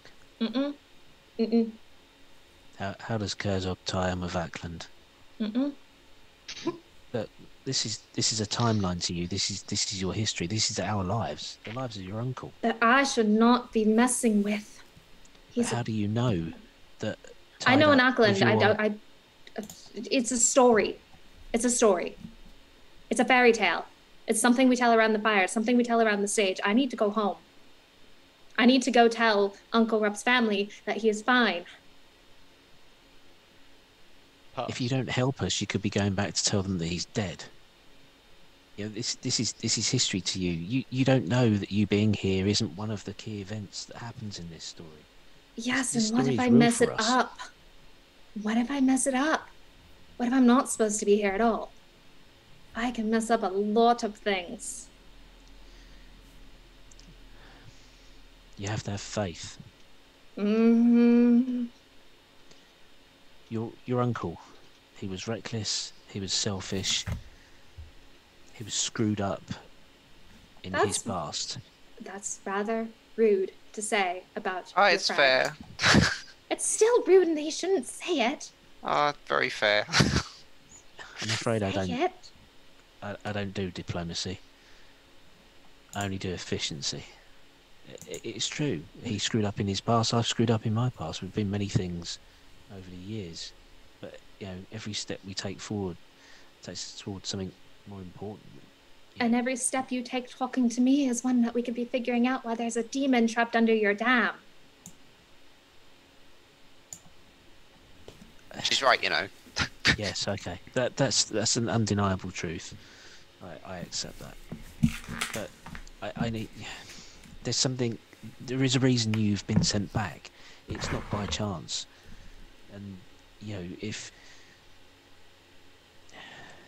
we are the heroes in your story, then maybe this is the key turning point for us. I don't know. Yes, and it should be a decision that you make. That's not my decision. That's a decision you make. Yes, but we need information. And these names keep coming up. Right there. You have a demon right there. Demon. I'll turn to the demon and say in Thessalonian, why did Ch03 trap you? He summoned me from the hells. He trapped me here. He needed a life force. I are merely batteries to keep this infernal contraption working. Please. The contraption being the dam. Yes. So I can feel the waters rising. So there was 2 of you. Yeah. Originally. Yeah. And now that pile of dust is the other one. Correct. What happened to them? Who? The other one. The contraption uses our life force to keep the dam flowing, the waters, stop them rising. When the waters raise too high, it uses us as batteries. We power the contraption. But my companion died 56 years ago. I have been here since. Alone. And I have been here for over 10,000 years. It is a lot of time to think and contemplate. What about the explosion? What about that one, the explosion? Was that one of you? No, I cannot leave this circle. I beg you, please. If we free you, what will you do? I will return to my home. But the dam will break. Yes.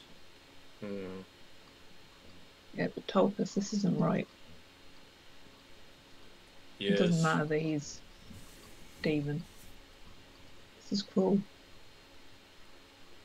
I mean, he's literally the incarnation of, like, he sniffs of it. Like, sniffs of it. He reeks of it, that bloke. Yeah, I can do the detect alignment. just because he's a demon doesn't mean he's bad. Does if he's chaotic evil.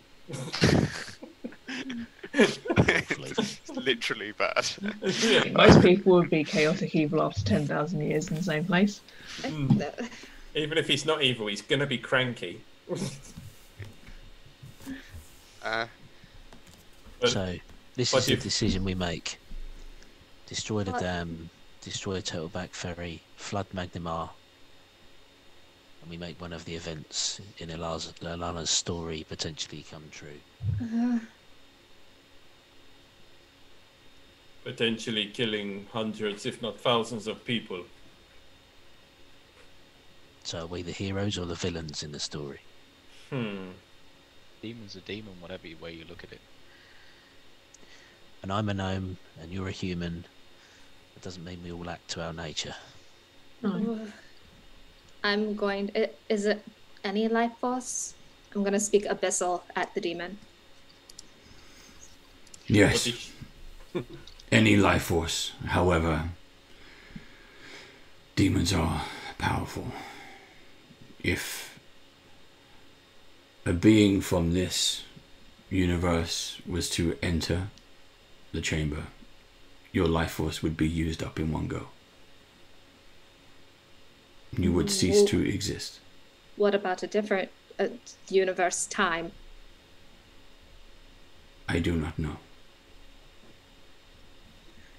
Oh, I'm going to make a really bad decision. Rupp, hold this, and I'm going to pass my staff of healing to him. Another one? Okay. Rupp, no, Alana, please don't do this. You gotta Mr. go back. Elias said I need to make a decision and I need to help you, and this is what I'm going to do, and I'm going to pull the lever for the other pentagram. Okay, so the portcullis raises, allowing you to step in if you wish. And I'm going to cast Wall of Thorns between me and the band. Ilana, this is crazy. This is madness. No. He needs to go home and I need to go home, and I'm in the wrong universe, and so therefore I'm not part of your universe or your timeline. So you have to be good. You have to be good. Okay? Please don't do this. Rupp, be good. You said you've been good. You can keep being good.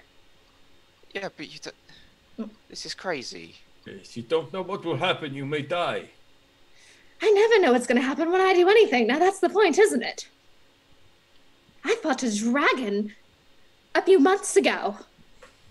What's a pentagram for me? And I'm going to step into the pentagram. Okay. You need to be good. And Rupp, you need to find me in the future. As soon as you step into the pentagram, it's like the runes light up, and you have this force of green light surrounding you, which you can't pass back through. You hear the whirling of the machine rumbling beneath your feet, and the light around the demon also begins to blur. Anybody wish to do anything? Yes, but I don't know what. Yeah, likewise. Yeah, same. If you want to be the heroes, you have to make this story about you. The demon manages to stand up onto its feet, looks over at Ilana and smiles and kind of nods. And when you look back at Lana, there are gold and white motes of light start to appear around her as the battery charges up. You then hear the rushing of water rumbling beneath you. So you assume that the mouths across the dam, the skulls, have opened up. And Ilana slowly fades away into nothing. Me in the future. I just cast heal on it. I just cast heal on it. Nothing happens. It doesn't seem to penetrate the runes. Ilana disappears from sight, and so does the demon.